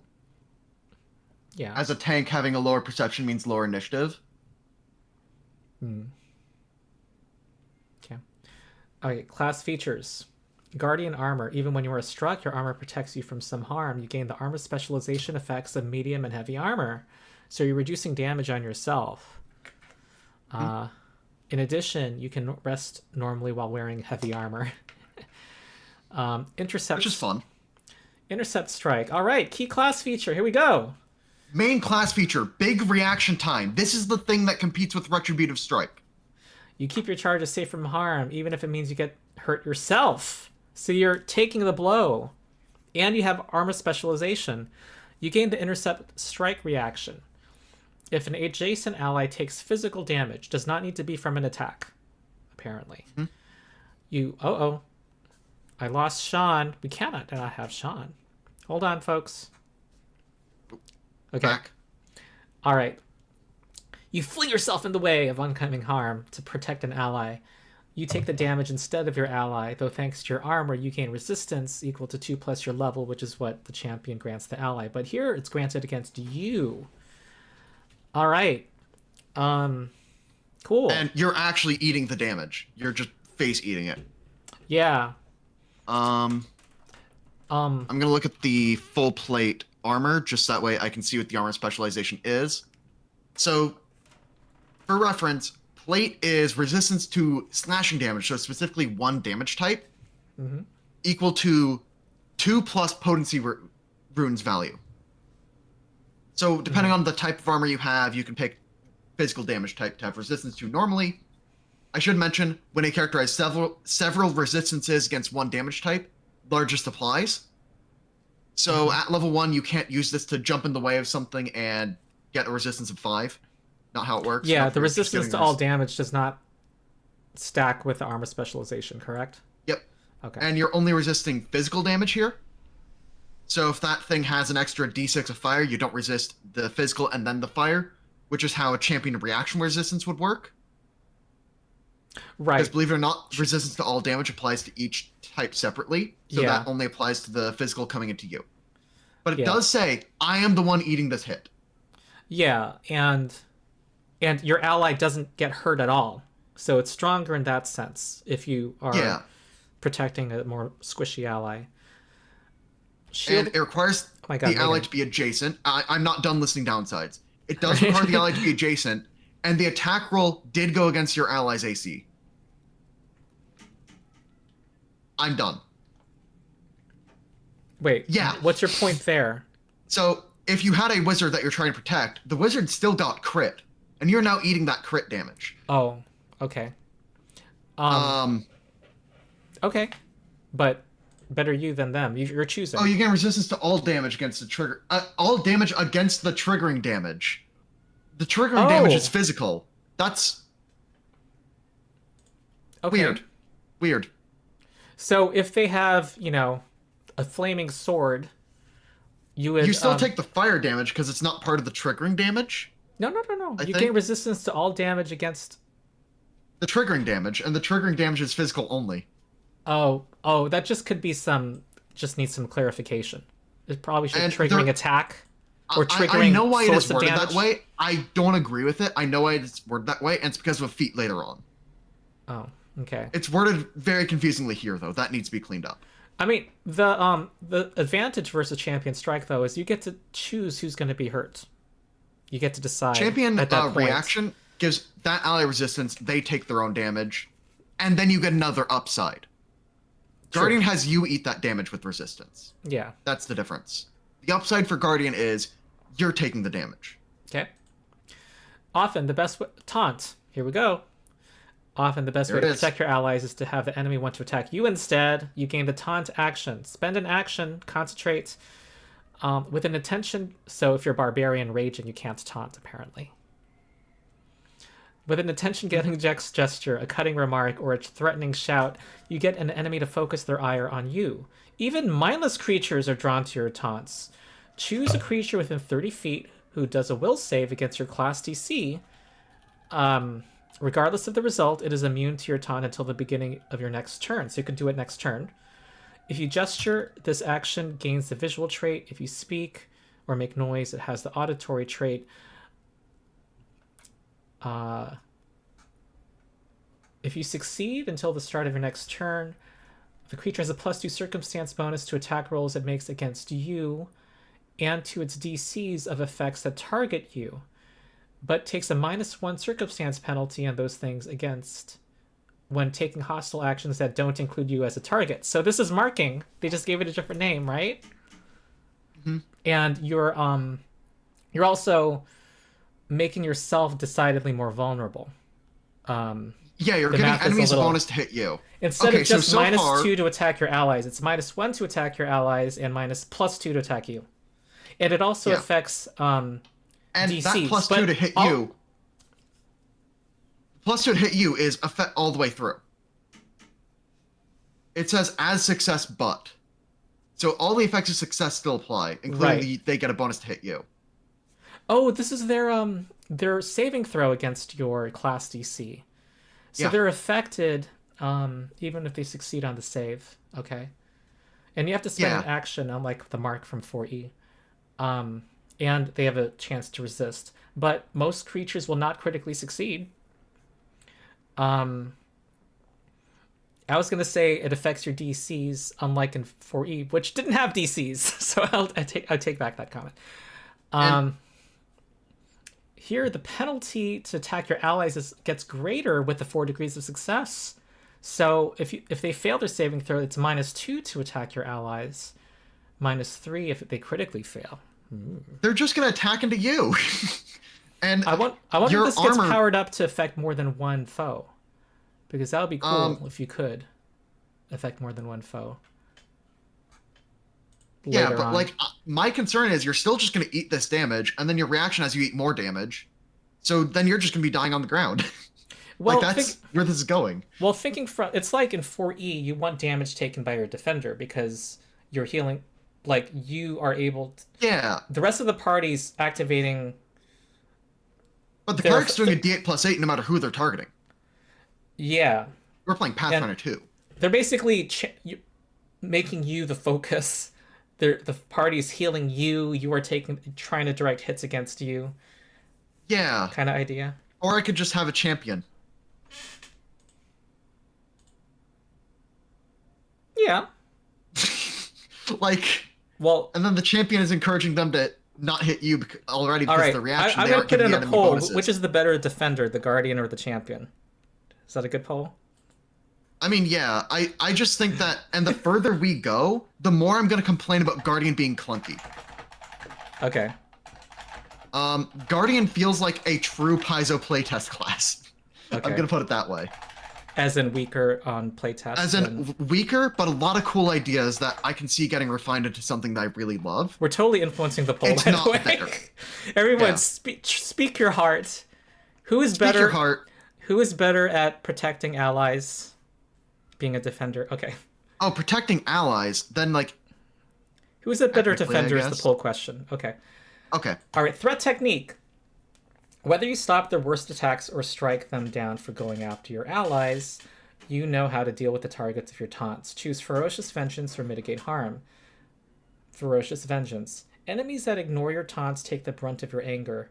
You deal 2 additional damage on strikes against creatures affected by your taunt if they take a hostile action that doesn't include you as a target. This lasts until the end of your turn. However, wait. If they take you used the taunt on your turn, they're probably not taking a hostile action during your turn. Yeah. So I don't know how this would trigger very often. And here you hear a loud clunk. Okay. The more we go, the more you're gonna hear me say clunk. Okay, clunk. Can I do sound effects here? Not in a DM's call. Oh wait, you have Nitro. Yeah, you can. Metal pipe fall sound effect would be a great pick if you have that one. Oh yeah, we have pipe fall sound effect. It's from I put into your server. It's not in my little short. You should favorite pipe from the rules layer server. Join the Discord server, guys. We have the metal pipe falling noise. It's very funny. All right. This one seems like bad. Mitigate harm. Gain resistance. I want to let you know, Ferocious Vengeance looks even worse in the context of the rest of the chassis. Okay. Mitigate harm. You gain resistance to damage from critical hit. Like, this should just be, It should just be part of taunt. Until the maybe. I'm not going to speculate what it should be. Okay, mitigate harm. You gain resistance to damage from critical hits made by a creature affected by your taunt. This resistance is equal to 2 plus half your level. But this doesn't stack with the other critical resistance, right? I mean, don't... Chat seems to be thinking that Guardian is good, and that's cope. I'm just going to say that right now. Okay. Wait, hold on. Your main ability, Intercept Strike, gives you resistance to all damage, 2 plus your level. Okay.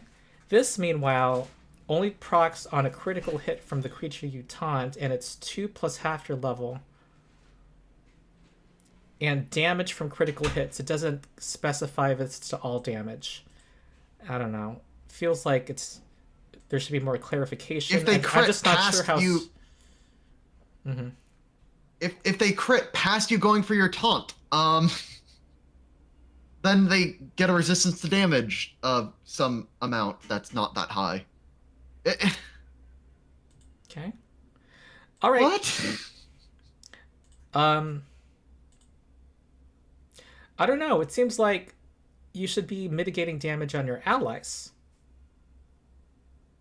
That should be part of the theme of being a Guardian. It's effective the taunt, so it mitigates damage everywhere, which, sure. But also, because it is a resistance, does not stack with the resistance from your reaction, clunk. Okay.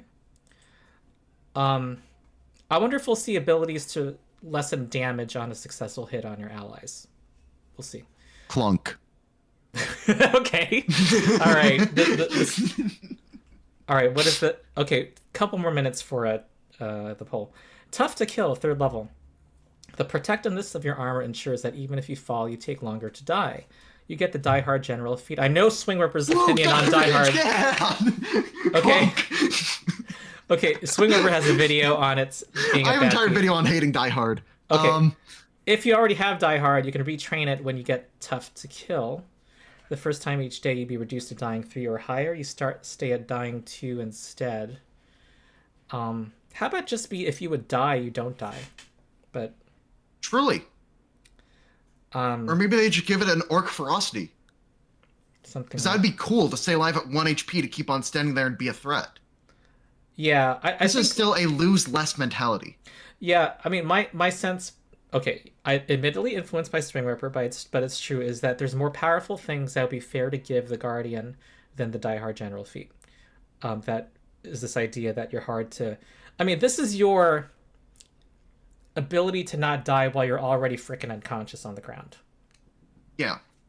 Which is kind of less impressive than something like Ferocity, which lets you stay on your feet. Like, no, you're not going to hit my friend.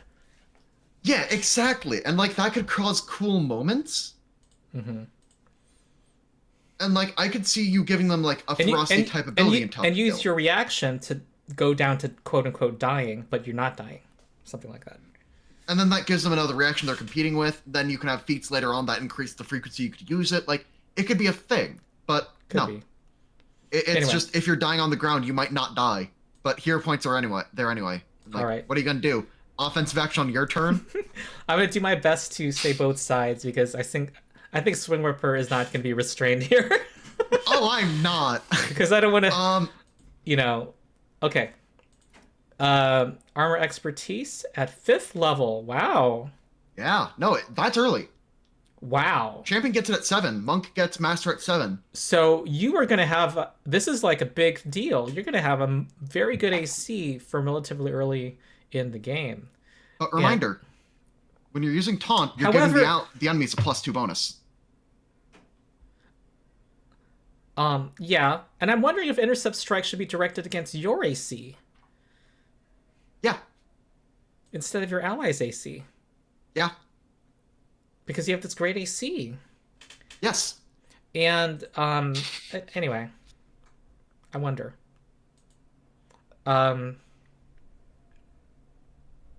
Reflex expertise at 5th level. That's early. No, this is... that's expert. That's something to become expert. Okay. Reaction time, 7th level. Your perception goes up to expert. Okay. You get a reaction whenever you roll initiative for combat. Important. Only for your guardian stuff. And it takes you to level 7 to have not losing initiative be a big deal. Okay. I guess it is on theme to make the guardian act earlier in initiative because you're vigilant, right? Yeah. And you're not like... There's nothing here incentivizing you have a high wisdom. They're not multiple ability attribute dependent, though. Whatever. Okay. They only need strength for their armor and con for tanking. That's all they need. Their attacks progress less quickly. They have War Priest style attack progression. Interesting. So yeah. What often happens, at least so far in my Pathfinder 2e experience, is that the way you draw attention to yourself is you the best defense is a good offense. You make them not want you to hit them. But they are lessening your offense here. Yep. And they're relying on your taunt action to make people which gives enemies a bonus to hit you. Yeah. Okay. All right. Yeah. Okay. Battle hardened. So they're banking on giving you a faster defense progression, but they need to have class features that... I see what they're doing. They're going into new territory there, and I applaud them for that. It's new territory, but they just need to balance it in a way that... good. This thing... All of its abilities, if you look at them in a vacuum, seem incredible. I might, after we're done here, immediately start recording a video talking about why every single option in this class is a trap. Okay. I wasn't expecting to make a full video out of this, but I might have to, looking at what chat's saying. Okay, you get expert in all of your attacks at 7th level, not 5th. Fine. Battle hardened. Your fortitude save successes become critical successes at 9th level. Class CC increases to expert at 9th. You become master in armor at 11th level. Weapon specialization is also delayed. It's at 11th level instead of 7th for most classes. You become... Okay, you get greater armor specialization. You double the value of your armor's potency rune when calculating the resistance. So this is a couple points of resistance here we're talking about. Legendary armor. You become legendary in your armor at 15th level. Your AC is better than the monk, basically. Unyielding... Yeah. It has the best AC in the game. I'll give it that. Yeah. 15th level, like the armor you wear... Okay, your will saves turn successes into critical successes at 15th level. Greater weapon specialization is delayed to 17th level. You become a master in weapons at 17th level, a little earlier than the War Priest, which is 19th level currently. Yeah, 2 levels earlier. Sure, whatever. Guardian Mastery... Like you're ever going to see that. Hey, I'm GMing a 19th level group right now. I mean, fine, but like...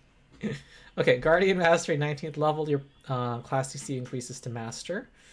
When you attempt a reflex save to avoid a damaging effect, such as Fireball, you add your armor's item bonus to AC instead of your Dexterity modifier.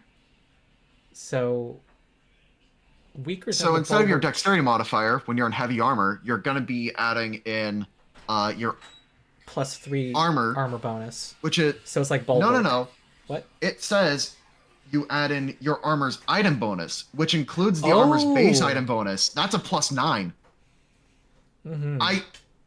I don't know if that counteracts the normal item bonus that you'd get, because it's saying you add an item bonus instead of this thing. I don't know if that's still an item bonus, so I don't know if the armor engraving to give bonus to saves to AC, I believe.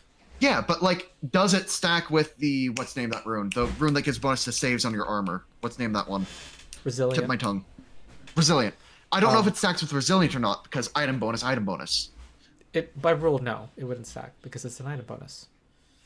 And they're assuming you're having heavy armor. As yeah, it works. Chad is saying it works like bulwark, but 9 instead of 3. But it's saying it's an item bonus that you're adding in. It should clarify if it works with the other item bonuses. Okay. Because this is the first time we're seeing an ability like this. So it should clarify the wording.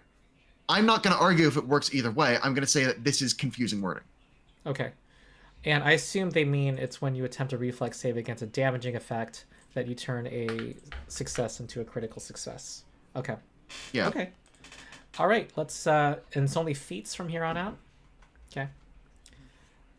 First level. Okay. Flourish and stance traits. We know about these.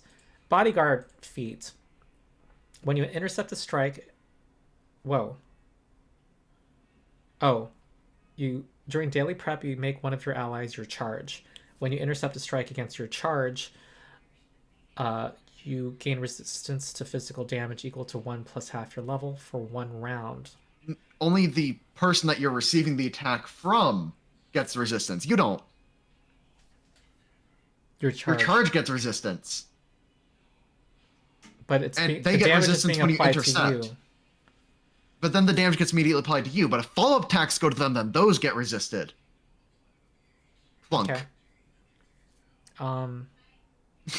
But, you know, if it's really someone that needs protection, just play a champion.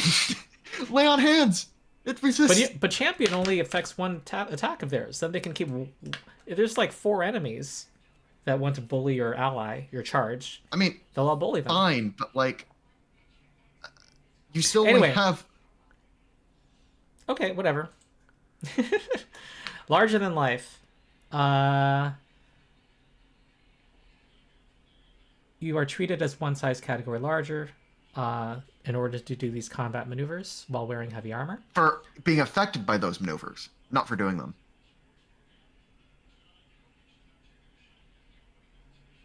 Oh, for purpose of affecting others. It is affecting others. Yeah.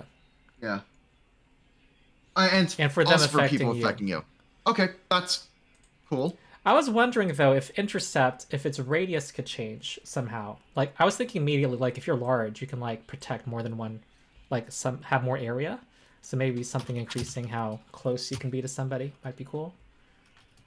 Long distance taunt. You can taunt a target within 120 feet. Okay. What was the range before? 30 feet. Okay. Reactive shield. I assume it works just like the... Oh, and I should mention that the intercept on bodyguard requires you to be adjacent to your ally, because the intercept required you to be adjacent. Yeah, that's what I was thinking about just now, because giving it more reach would be useful. Shoulder check, if you're wearing a medium or better or heavier armor. Make a fist strike, even if you don't have a hand free. Which shouldn't need to be specified, right? Because you can always do a fist strike with your leg. If you're wielding a gauntlet, you can make a strike with one of those weapons instead. If it hits, they're off guard for the rest of your turn. Oh, that's pretty useful. Can bully somebody. Yeah. It's an offensive ability for a defensive class.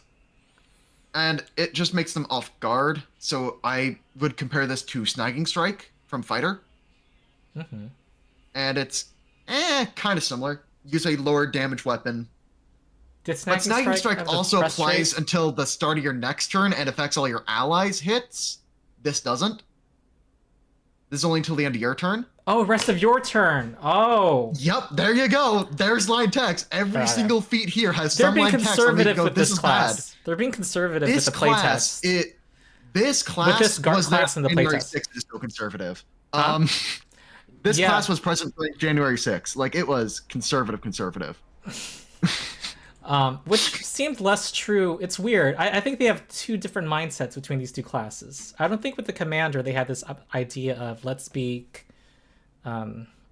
conservative in the power, but they have that attitude with the Guardian. I don't think they're going to get any feedback for Guardian other than, why is this so weak?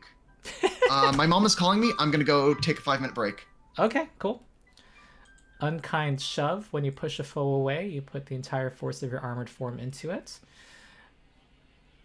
When you successfully shove a creature, they take bludgeoning damage equal to your strength modifier. That reminds me of a level 2 fighter feat, I believe. Okay. I'm gonna see if I'm gonna skim the titles and look at things that jump out at me, and Sean will catch us up on things I jump over. But I'm basically curious about things that key with the class features, intercept, strike, and taunt, things that key off of that. So, or somehow make people, make enemies want to attack you more than your allies. We're not seeing things from the 4E fighter that control the movement of enemies, which I guess Pathfinder's designers want. In 4E, you do have opportunity attacks, really making combat more static, and perhaps there's a design decision on the part of Paizo to favor the mobility, to keep that mobility on the battlefield. And so they're not, at least so far, I'm not seeing abilities that allow the Guardian to clamp down on enemy movement. But that's something I would be happy to see more of. Yeah. Because that focuses the enemy's attention on you, right? So, and chat is yelling the name of a feat that does that exact thing later, but there is one for that. Cool. It's just that, like, I think that a lot of the Guardian is a series of non-bows that just don't work the way you want them to. Non-bows? What does that mean? Non-bow as in combo, but not. Oh. The opposite of a combo. Like, you think that, oh, these work together. Nope. And it just falls apart. Mm-hmm. Okay. I also conceptually like what's going on, to be clear. That's why I'm being so hard on it. If I didn't care about the concept, I just wouldn't care. But it does so many interesting things, and just all of them aren't great. Uh-huh. All right. Okay, I'm just skimming the titles, looking for things that support the Defender idea. Covering stance. Choose one ally adjacent to you at the end of your turn to gain the benefits of lesser cover until the start of your next turn. That ally loses this benefit if they move, so that they're no longer adjacent to you. If you intercept a strike that would harm that ally can step as a free action. Okay. All right. And I should mention that their taunt gives a circumstance penalty, so it does not combo with trips. Because trip gives a -2 circumstance penalty, so taunt and trip fight over that exact penalty. Wait, taunt so you can't just gives trip. the enemy a -2 penalty to the enemy's attack roll against your ally. Circumstance penalty to attack rolls, and taunt also gives a penalty to attack rolls. So just in case somebody was thinking about combining this with trips, it doesn't work. Why are you talking about another circumstance penalty to attack rolls? Taunt, this gives a +1 circumstance bonus to the ally's AC. Yeah, no, it's not that ability. It's going back up to taunt. Its main class feature that all of them have. I'm pointing out that taunt does not work with trips. It stacks with taunt. Oh, you're talking about trips. Okay, I thought we were talking about this feat. I said trip. I know, but trip and taunt. What does that have to do with this feat? We're talking about this feat. Okay, never mind. I'll shut up. It I'm has nothing to do with that feat. I'm just complaining. Okay. I'm complaining that its base class features do not function. Okay, valid point. Okay. It's just that I wasn't able to fully engage with your point because I was in the middle of another thing. Okay. Yeah. Hamperings. Okay. Okay, hampering sweeps. You make it difficult for enemies to move away from you once they have gotten close until the beginning of your next turn, or until you move, whichever comes first. Foes within reach of the weapon you are wielding cannot use move actions to move outside of the reach of your weapon or unarmed attack. They can still move to other squares within... Oh! No save. They're stuck? They're stuck to you? Yep.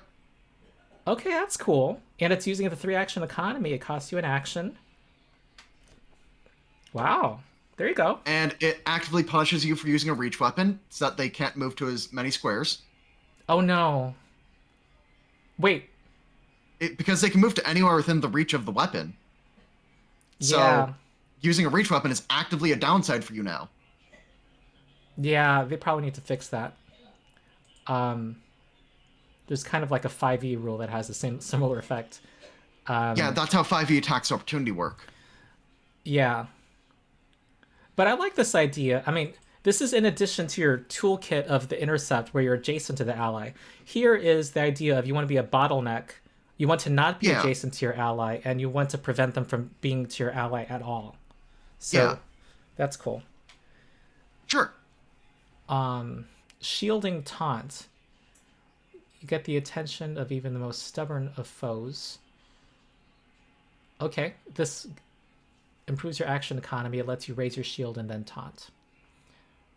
And they get a -1 circumstance penalty to their save. Okay. I do want to see both of these classes in play in a playtest. Yeah, that'd be fun. It might be actually half decent in play, but like I can see no composition where I'd rather have a Guardian compared to a Champion or a Fighter. I would want to see a playtest where the Champion and Guardian are both in the party.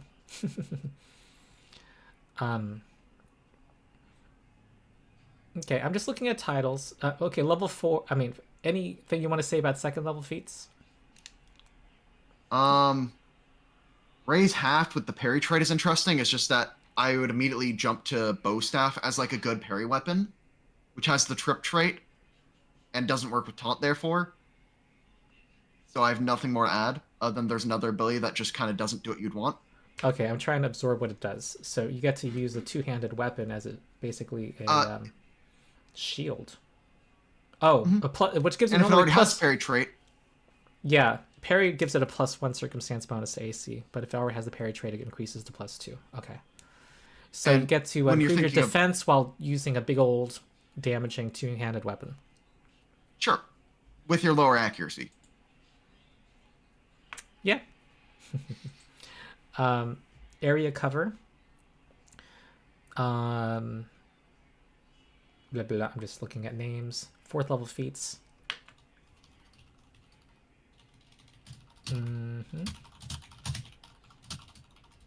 Intercept foe. Okay. So if an ally is a target of a melee strike and you could reach that ally with a stride action, you can, as a reaction, stride and your movement adjacent to the triggering ally, and then use intercept foe. The ally gets a +2 circumstance bonus to their AC against the melee strike. This looks super anyway, this looks super like if you want to intercept foe, use that reaction. This is like essential almost, it looks like. So you get greater range to you get to protect your whole party basically if you have a decent speed with this. And get closer to the action. Gives yourself free movement. And you get that free reaction. You get to have a reaction when you roll initiative. Yeah. Okay. Intercept energy. I'm guessing what that does. Okay. Anything from you on 4th level feats, Sean? For me on 4th level feats, I mean, Flying Tackle is legitimately pretty good because it is like stride and a half plus a thing that has the attack trait. Mm-hmm. I was liking intercept foe. Okay, Flying Tackle. I need to read Flying Tackle, sorry. So you roll forward, stride, and then leap. Costs 2 actions. If you end adjacent to a foe, you can attempt to trip them. A success becomes a critical success. Okay. What else were you going to say? Intercept energy is the reason the previous ability was worded so awkwardly. Because all of the triggering damage gets resisted, not all the triggering physical damage. Because intercept energy could potentially give a resistance to more than just physical. Yeah, here it's the energies. Okay. Or acid, so it was cold, worded fire, super electricity, awkwardly to allow for intercept energy to do what you'd want. Okay. I assume it applies to one type of damage only. Acid, fire, electricity, or sonic damage. That's an inclusive or. The earlier language said... The earlier damage applied to any physical. Okay. I'm not remembering what I thought was earlier, so I'll skip that. Okay. 6th level feats. Oh, disarming intercept when you intercept a melee strike made with a weapon and are adjacent to the creature that made the strike. You can try to wrench it from their grasp. After you do your reaction, free action to attempt to disarm the weapon, which I assume doesn't have map, right? So, well, that's cool. Energetic specialization, so resistance to one type of energy from your armor. Mobile protection. You move swiftly to protect your charge when they are in trouble. You need the bodyguard feat. Okay, this is the one that gave your charge resistance to physical damage. Yeah. And that's a prerequisite for mobile protection. Your intercept strike triggers when your charge is up to 10 feet away and takes damage. If it's triggered in that situation, in this way, you can stride up to 10 feet before you take the damage, though you must end your movement adjacent to your charge. So it gives you some more movement, or more reach with that protect your charge ability. Reactive strike, I assume, will work the same. Okay, I'm just gonna skim these names. Yeah, nothing else. Reflective. I mean, I should point out that its reactive strike is less valuable than other classes because people are pinging in the Discord. But anyway, so when it comes to reactive strike on this class, because you have so much of a lower accuracy and you already have things competing for that reaction, having access to reactive strike is a lot less impactful. Yeah, you're it is. I'm just skimming silently. Stomp ground. Okay, this is like a little mini earthquake that can knock people prone. Yep. And even it if they is succeed all on people their saves, adjacent to you, including allies, when you have a lot of abilities that require allies adjacent to you. And Chad is going to say, but it's for a different situation. You said that about every ability. Like, what situation do I take this class? One thing to say is that, yeah, I'm not seeing things synergizing with each other much, from what I'm seeing. Yeah. Okay.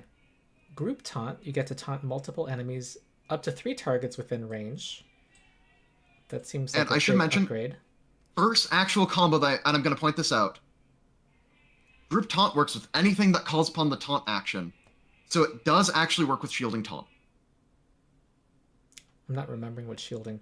Shielded taunt lets you raise shield as you taunt. And then taunt. So it works with that. With 3. First actual combo we have seen and only took us, what, 8 levels? Honestly, I would have... maybe I'm thinking too underestimating this, but being able to taunt more than one foe at a time, I think it would be all right if that just became base as you level up, but I think so too, but like I still need to be convinced that taunting is even good. Well, that's another issue. But yeah, it needs to be fixed at the base at level 1. I mean, it needs to be attractive at level 1 if it's not. Mighty Bulwark.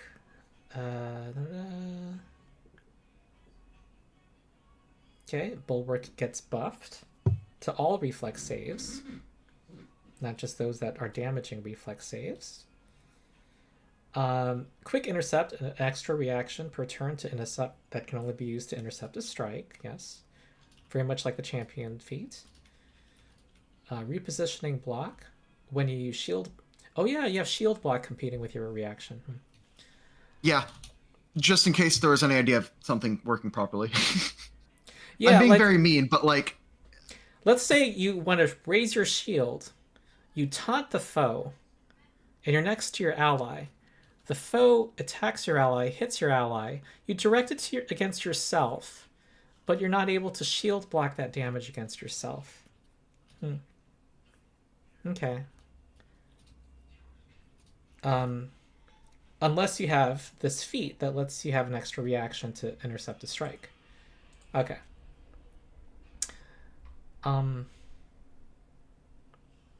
Repositioning, I like anything that supports the idea of changing positions of creatures. Shield from arrows. Get behind me. When you use intercept strike to protect an ally, you can move that ally up to 10 feet within your reach if they are willing. You cannot move your ally into or through obstacles, and you must move your ally to be farther away from the source of the attack if possible. That's cool. Yep. Shield salvation. You can save your shield from total destruction. I mean, we'll see how this plays out. But this is in the Bastion archetype as well. The shield salvation. Not a unique feat. It's from an archetype. Okay. This is the one that prevents destruction of your shield. Yep. Okay. I mean, we'll see how this plays out. All of this is speculation on our parts, and like all of it is speculation. Yeah. But we want it to be equally strong as the fighter is being the king of offense. Yeah. And having a similar impact on the outcome of the group battle. Sure-footed. If you are knocked off balance, your armor continues to protect you. You don't take a penalty from to AC from the clumsy condition. Okay. If you're wearing armor that isn't broken, so clumsy just doesn't matter for you anymore. But how often do you actually get clumsy applied to you, unless you're actively doing large strats? And I don't see clumsy applied too much. It's nice. I'm not going to say it's not nice. Like, if this was free, Tough sure, Cookie, I like like the name. Oh, sorry. Tough Cookie's a great feat. If you're at your bottom half of your hit points, you spend 2 actions once per day. You gain a number of temporary hit points equal to half your maximum hit points. That lasts for 1 minute. It's just okay. Phase 2. Yeah, I'm a boss creature. I'm pretty sure Exemplar had something similar at the very high levels. Uh-huh. And that was like a focus spell for them that just had them burn all their focus points to use it. Okay, we have something with a cooldown here. Once per minute, armored counterattack. If you intercept a melee strike and are adjacent to a creature that made the strike, you hit back at the foe as a free action after intercepting the strike. Okay? So this lets you do something positive the way the champion's reactions do. I mean, now if we compare it to Retributive Strike, after you take the level 12 feat, all right? Now comparing it to Retributive Strike, they do the same amount of resisting, and they do a strike back, but the champion could do that from base class feature. Well, the advantage seems like the main advantage is you get to choose who the damage goes against. Like, that gives you some flexibility. I mean, you pick the damage goes into me always with Guardian. You get to... Well, yeah, but... You could, in theory, spread out damage more. Like... You can spread damage from a longer-term standpoint. That's all. That's all. I'm not saying it's a huge boon.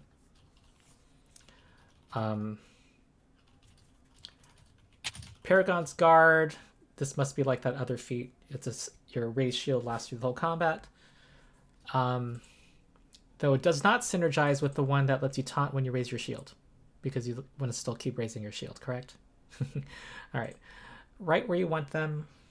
And another shout out to Paragon's Guard for being a fighter feat. Yes, it's a fighter feat. Oh, this lets you reposition or shove people farther. Sure. Mm-hmm. Compared to Whirling Throw. My God, you were bitter, Sean. Like, if it... I'm going to point out the other things in the game that do the same things but better, because that is a common you're giving theme. good feedback. I'm just teasing you. I know, but like Chad is also ripping into me going like, why are you so negative? But it's like, I really want this class to be good. It's just not. No, we say what we think. And I say exactly what I think, and you can trust that pretty much perpetually. And if anyone thinks Sean does not appreciate the work of the Paizo designers, you don't know. So. No, like, I think the Paizo designers are much smarter than me. I would have never thought to really apply an actual taunt ability in the game. Like, I've thought about it in passive, but I never found a way to get it right. And I think the Paizo dev team will get it right after, like, all this stuff goes through. Yeah, this is a first pass, and they're gonna get. And I'm ripping into it, so that way they can improve it for the next draft when it actually gets into a book. And they're gonna get quantitative and qualitative data from the surveys. And so my gut reaction we're not able to get ourselves, and every final product for every other class they play tested, I've been happy with. And I've been very positive about every single other playtest, and I can go on record with that. Okay. The only one that I wasn't fully positive on was Psychic, because I had complexity concerns. I had complexity concerns about the Animist. I think I had more experience when Animist got revealed, and so I'm like, I know exactly what player that is meant for, and it's meant for me. Super chat, Blue Thumbnail, thank you, says, chat acting like psycho Swifties when given minor feedback. Paizo takes criticism. Their feelings are not going to be hurt. Some of the Paizo devs might be like, okay, yeah, we can see that. Like, I'm pretty sure that what I'm saying, somebody at Paizo already has down on Notepad. Yeah. Yeah. Even before our stream. Before our stream. Like, I think they put out a first pass as explicitly weak to see what kind of abilities people thought was the coolest removed from power. Yeah, they know they're doing it weaker. They know they're doing that. And they might have different playtesting goals than pass. Than a overall balance pass. They might be testing abilities against each other. We don't know. And then they might want to spark community discussion about how do we make this class better, so that they can then see all the discussion about what class features people hone in on as the ones they want to be the strongest for when they make the true tank. Yeah. Like, I think it could be a meta manipulation of the community, and I'm down for them to do that. However, I'm going to play along by ripping into every single inch of everything they put in front of me. All right. I'm looking at more blanket defense. You raise a shield, 3 actions, until the start of your next turn. Each ally that ends your turn next to you gains the benefits of your raised shield. So +2 to circumstance AC. You may shield block a hit targeting any adjacent ally. If you are wielding a tower shield, any adjacent ally can take cover behind it to gain the increased bonus to armor class. So this is in lieu of intercept strike, right? Because they're accepting.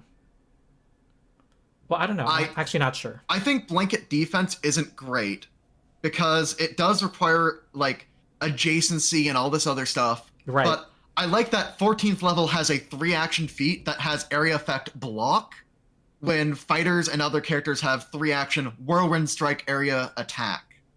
I think that is a cool symmetry. I can still think it is trash and appreciate the symmetry. Mm-hmm. I think they're in new design territory here.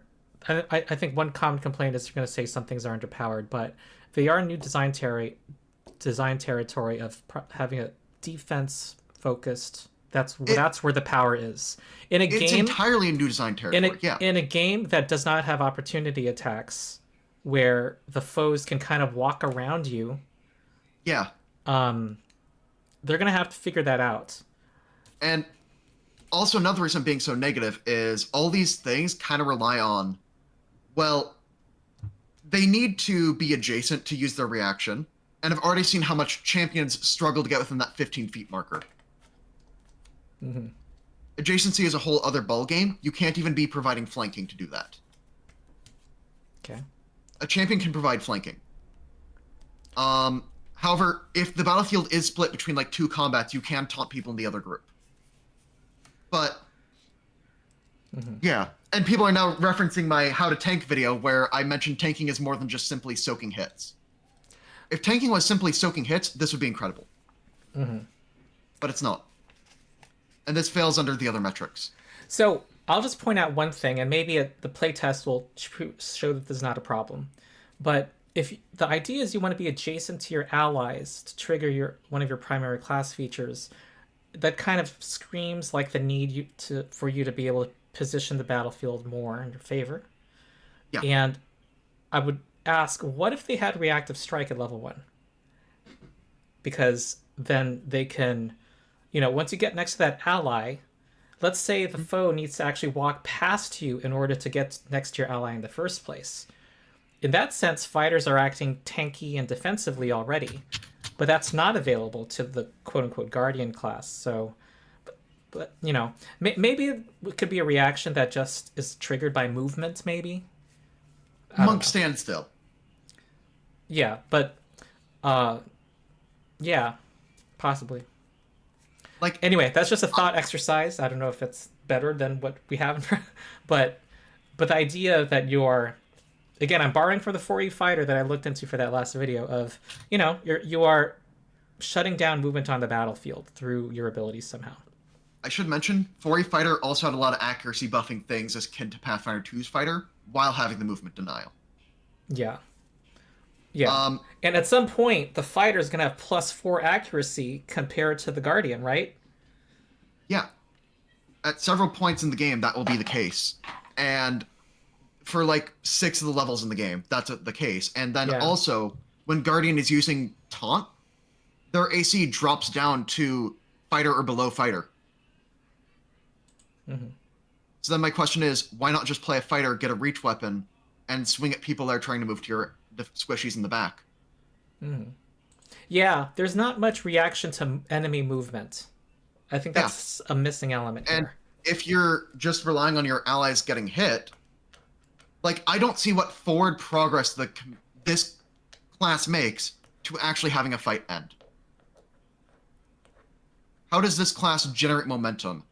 Because, like, it can technically get rid of enemy actions by doing the taunt and giving the penalties to allies, hitting allies, sure, whatever. So can a trip that anybody could do. Yeah, and it's offensive, favors offense, and lets you end that battle. And the way you would ignore its accuracy penalty is to dip athletics and wrestle. But one thing that was in 4E, if I wanted to play this class, I'd go wrestler. If I was going to play a wrestler, I would avoid this class. That is my review.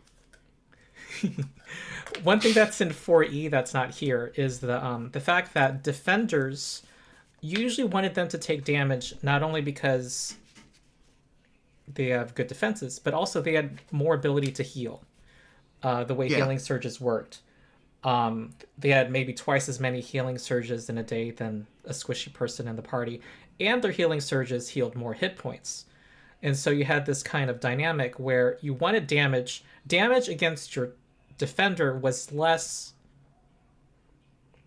costly to the party. And here we don't really see much for how the defender can heal itself here. And with the Guardian, it isn't really able to heal itself here. I guess or mitigate damage or mitigate much damage. So yes, they have resistance on when they do intercept strike, but their taunt mechanic increases the enemy's accuracy against themselves.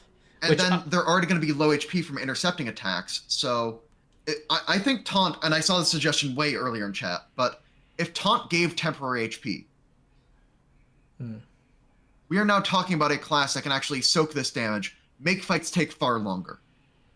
Okay. If taunt gave temporary HP, I'd be talking very positively about this entire class. Okay. All right. Anything else? I just want to. My brain is a little tired. Yeah. I'll just skim these names and then ask Sean and chat to point out any things I should look at. But let me skim these names. Skim the names. Clang is funny. I get attracted to weird names. Yep. Okay, you get to do a free action if an enemy critically misses against you. Sure. You get to go after them somehow, walk up to them, or hit them. Or make a strike. Sure, and this is going to be at, like, normal fighter accuracy at the point or normal martial accuracy at the point you get this feat, because 17 is when you get master and strikes. Sure. Never! If you would strike an ally due to being confused or controlled, you can attempt another save with a +4 circumstance bonus against the effect. Okay, Megan. She's been fed general public, don't worry. Okay. Perfect protection.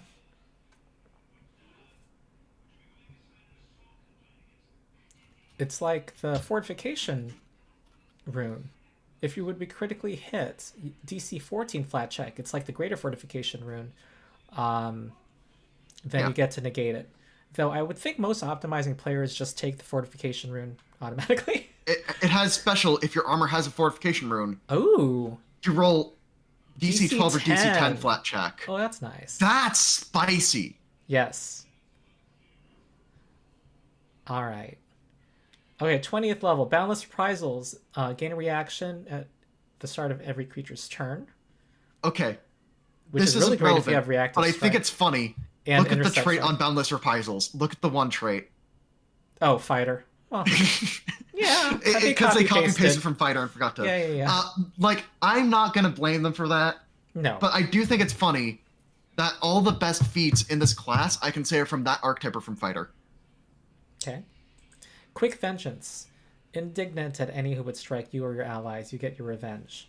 When you use Intercept Strike or Shield Block, you are quickened on your next turn. You can use the extra action to move closer to the enemy whose attack triggered that reaction or to strike that enemy. Isn't this strictly weaker than a fighter level 20 feet that makes you quicken somehow to strike?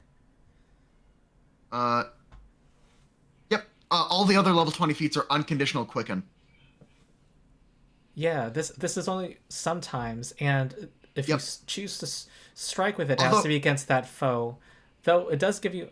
It gives you a choice, and a lot of the other Quicken level 20s don't give a choice. They just say must be to stride, must be to strike, and only one of those. Okay. I'm not excited by it. So, honestly, it's one of those, good feat, level 20 feats. They're kind of vanilla. And it's if they would strike you or your allies. Overall, let's say we are playing an encounter, and I'm playing a guardian and there's a troll, right? Mm-hmm. And I want that troll to not hit my friends, and I taunt it. Well, if I'm at below level 5, I taunt it, I go to below fighter's accuracy, and I'm still eating that troll's damage. There is no mitigation going on.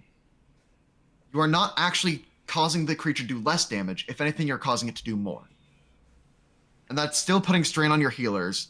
And if you're not putting out offensive pressure of your own, you might as well not be there. Mm-hmm. That is my fundamental issue with this class. And Wrestler can have it put out offensive pressure on its own, but at that point, I'd rather have a class chassis that better supports me in doing that. Okay.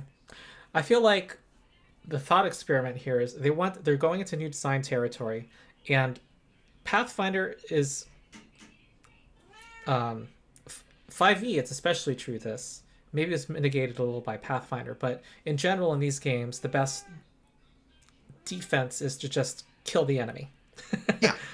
And if you want to draw threat aggro, you want to be doing as much offensive damage as possible. Mm-hmm. So you want to be attracting the attention of the enemy at least equally as well as the fighter or the barbarian. And because if you're not drawing attention equally as well as the fighter, just play a fighter. Because you also have the option of doing damage. Because fighter also has 10 HP per level. Fighter also has reactions that can react to enemies trying to do things. Fighter also has feats that can debuff enemies. Fighter also has all these things to do damage. Fighter is just better. You want to be better at the defender role than the fighter is, absolutely, then. And I hope I'm not coming off as mad anymore. I was playing it up at the start as a bit, but some people in chat are misunderstanding. I really want this to be good, and I'm legitimately disappointed. Well, I know that this is just a stage 1, but that doesn't mean I don't not gonna be disappointed. Yeah, some people read that as being negative, but I think it's what you said, Sean, that they often have an attitude with these play tests of undershooting the power, shooting low on the power curve and then buffing it for a final release. They tend to do that. They did that with Gunslinger. They did that with Kineticist. They did that with pretty much all the classes until we saw the previous 2. Mm-hmm. Yeah. Also, I'm not sure, honestly, about the increasing their accuracy against you when you taunt. Yeah, because you're still the same amount of damage is being dealt to your team if you are there taunting or if they are attacking your fighter. So defensively, you are not bringing anything unless you are actively reducing that damage. It's or also forcing it to be split, or... It's also a little jarring thematically. Like, you are focusing on them, and now you're more vulnerable. I mean, I don't know. I just feel like needs to be more damage mitigation and also restoring your health. And what you were talking about in terms of having temporary hit points, just so that you're more effective at taking hits, while also incentivizing them to attack you. They're gonna have to. Anyway, those are my partial fragments of thoughts. Also, I'm going to just quickly mention how, because people are asking, how would I make a fighter that's a better guardian? And the answer is, take the grappling fighter feats. Because if you get combat grab, you deny people moving into your ally space, so you force them to attack you. You can raise a shield while you're doing that. Yeah. And now you have guardian level AC. I mean, what's Sean, and his wrestler focus? This is not just wrestler agenda. That's a way for you to limit their damage. No, but what I'm going to say is that what you appreciate about the wrestler, and it's not just about lessening the enemy's damage when they attack your party or directing it to you, but what's very powerful in Pathfinder is denying enemy actions, making them cost actions. And that is what the wrestler does. When you trip the foe, or trip the foe and grapple them on the ground, like a certain video criticizing Pathfinder 2E claimed was worthless, you're doing a great job at shutting down that foe, because they have to escape first and stand up to get their previous state restored. And that costs them 2 actions. Yeah. And that's 2 actions that aren't damage. Yeah. And so, that's just another design space too that could be explored, that could be support a defender role. I think they should implement things like, I think that stunned should be a common thing this thing throws around. Stuff that limits enemy action economy. Because if you watch my video on tanks, you'll note that I split up tanks into 3 things that they do. Yeah. I have deny actions, absorb hits, and then one other thing, gain threat. So taunt gains threat. Their HP is supposed to have them soak the damage, but it doesn't do that good enough. It isn't good enough to support that part of the triangle, and has nothing to not deny enemy actions. Mm-hmm. So it fails on 2 out of the 3 markers being a tank. I can make a fighter that fails out of 0. Okay. All right. So it should at least have 12 health, I think, too. It should have at least 12 health or something. I just saw that in chat. Chat has been talking about 12 health for the entire time this class has been on the screen. Because this one's screaming, hit me, hit me! It's screaming, hit me, hit me. And defensively, why would you pick this over a fighter, even looking at just pure defense? Mm-hmm. Okay.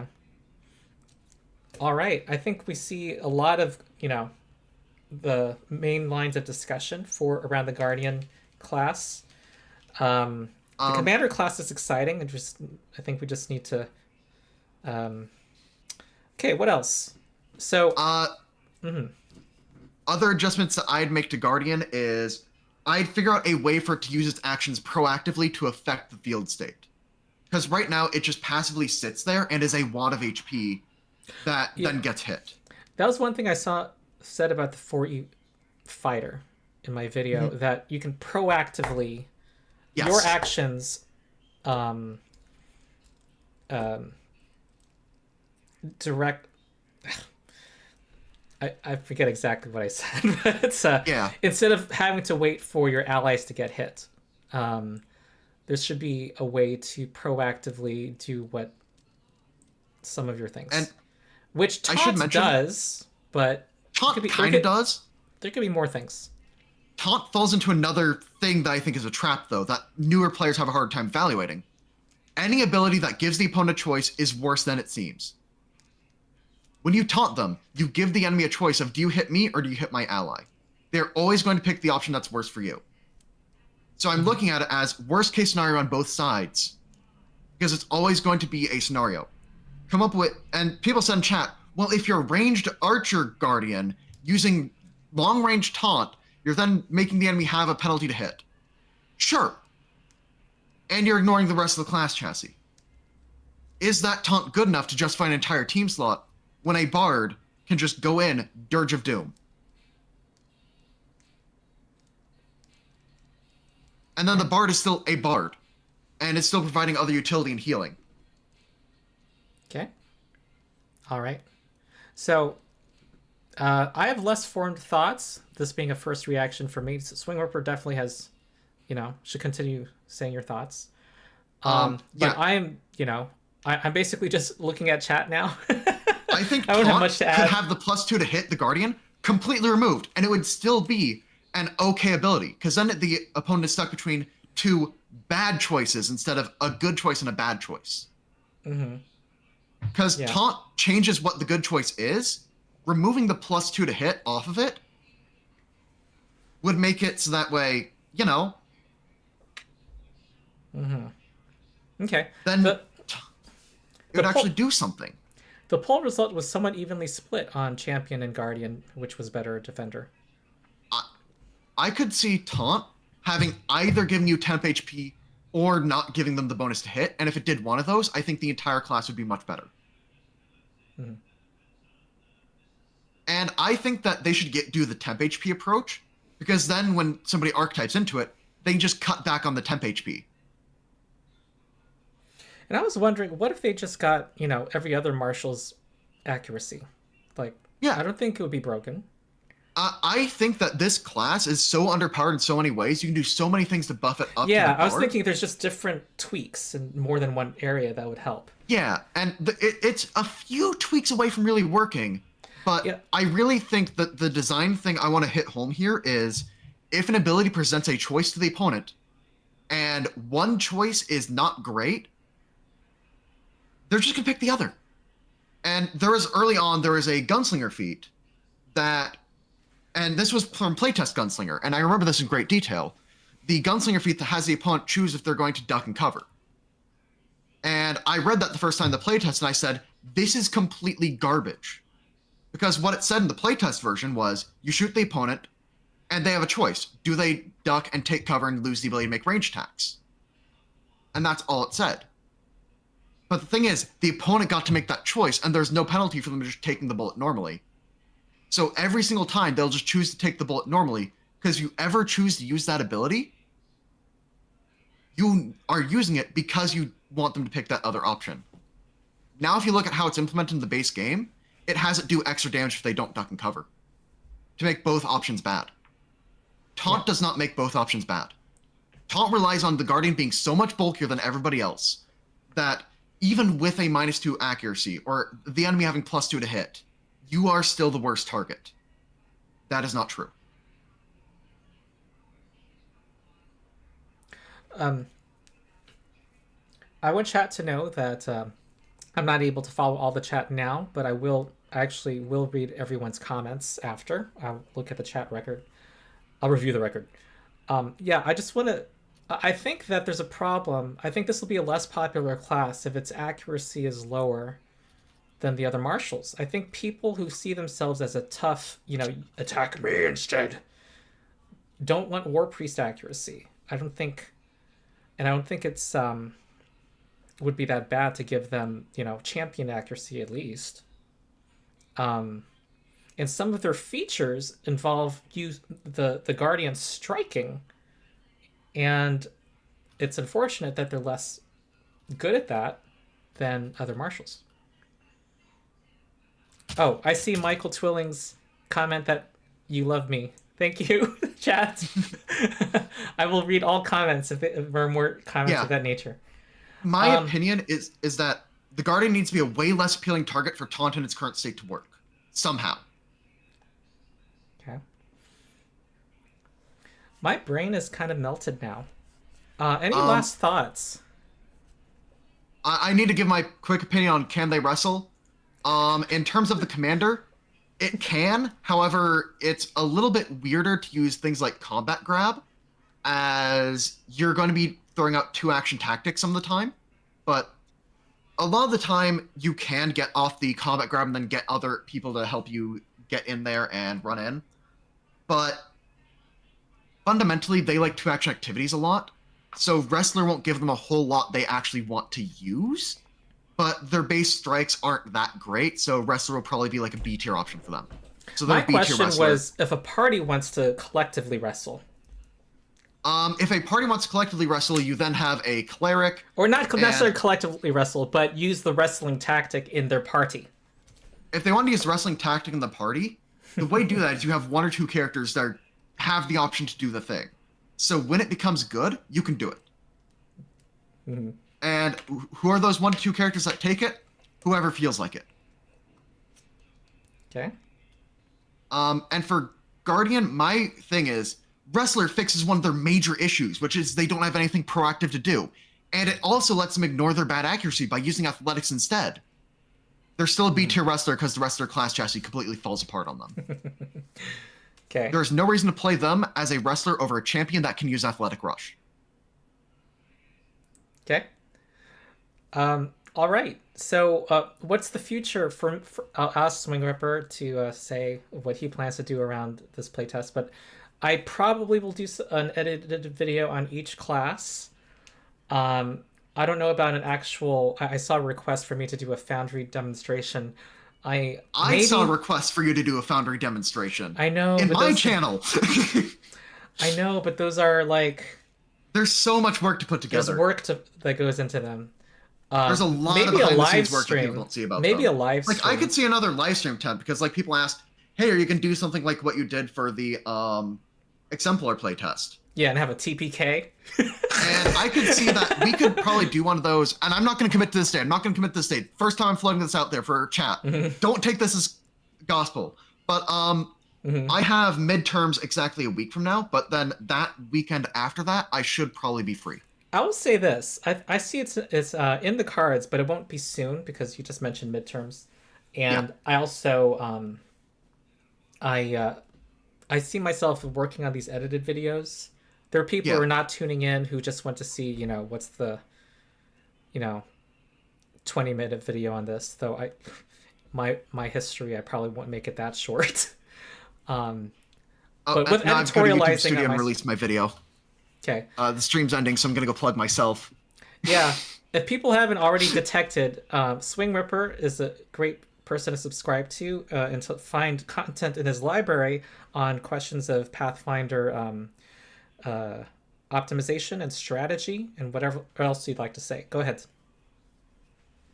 So I want to mention that my channel, I go a lot into the theory crafting of how to optimize this game.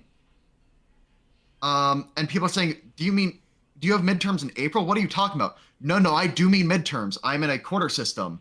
Yes, and that so ends in my June. finals and my midterms are weeks apart. It is ends in June. Mm-hmm. Okay. Yep. All right. Yeah, I don't think I would do an edited Foundry video. I would do a live stream playtesting. Yeah. And I think people are mentioning they got my notification for publishing the video. Do I have your permission to spam your chat with my video because the stream's ending? Absolutely. All right. Watch SwingRipper's video. Okay. I think we end.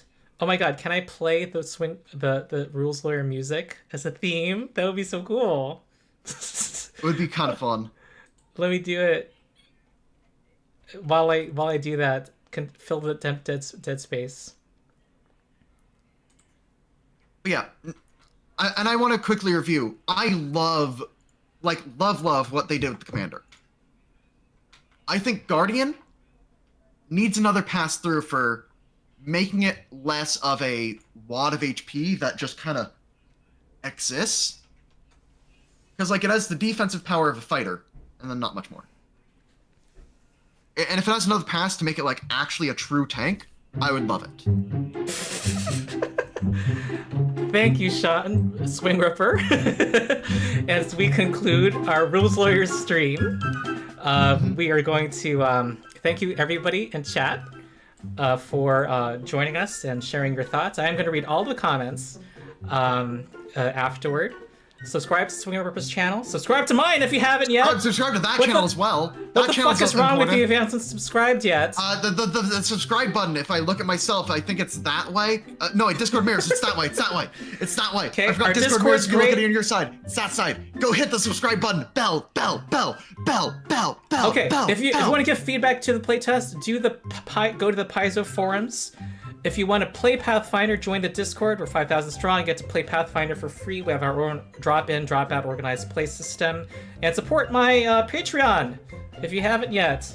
Allows me to make channels and live off of this. So, Farewell, everybody. Thank you. Bye, chat. Bye.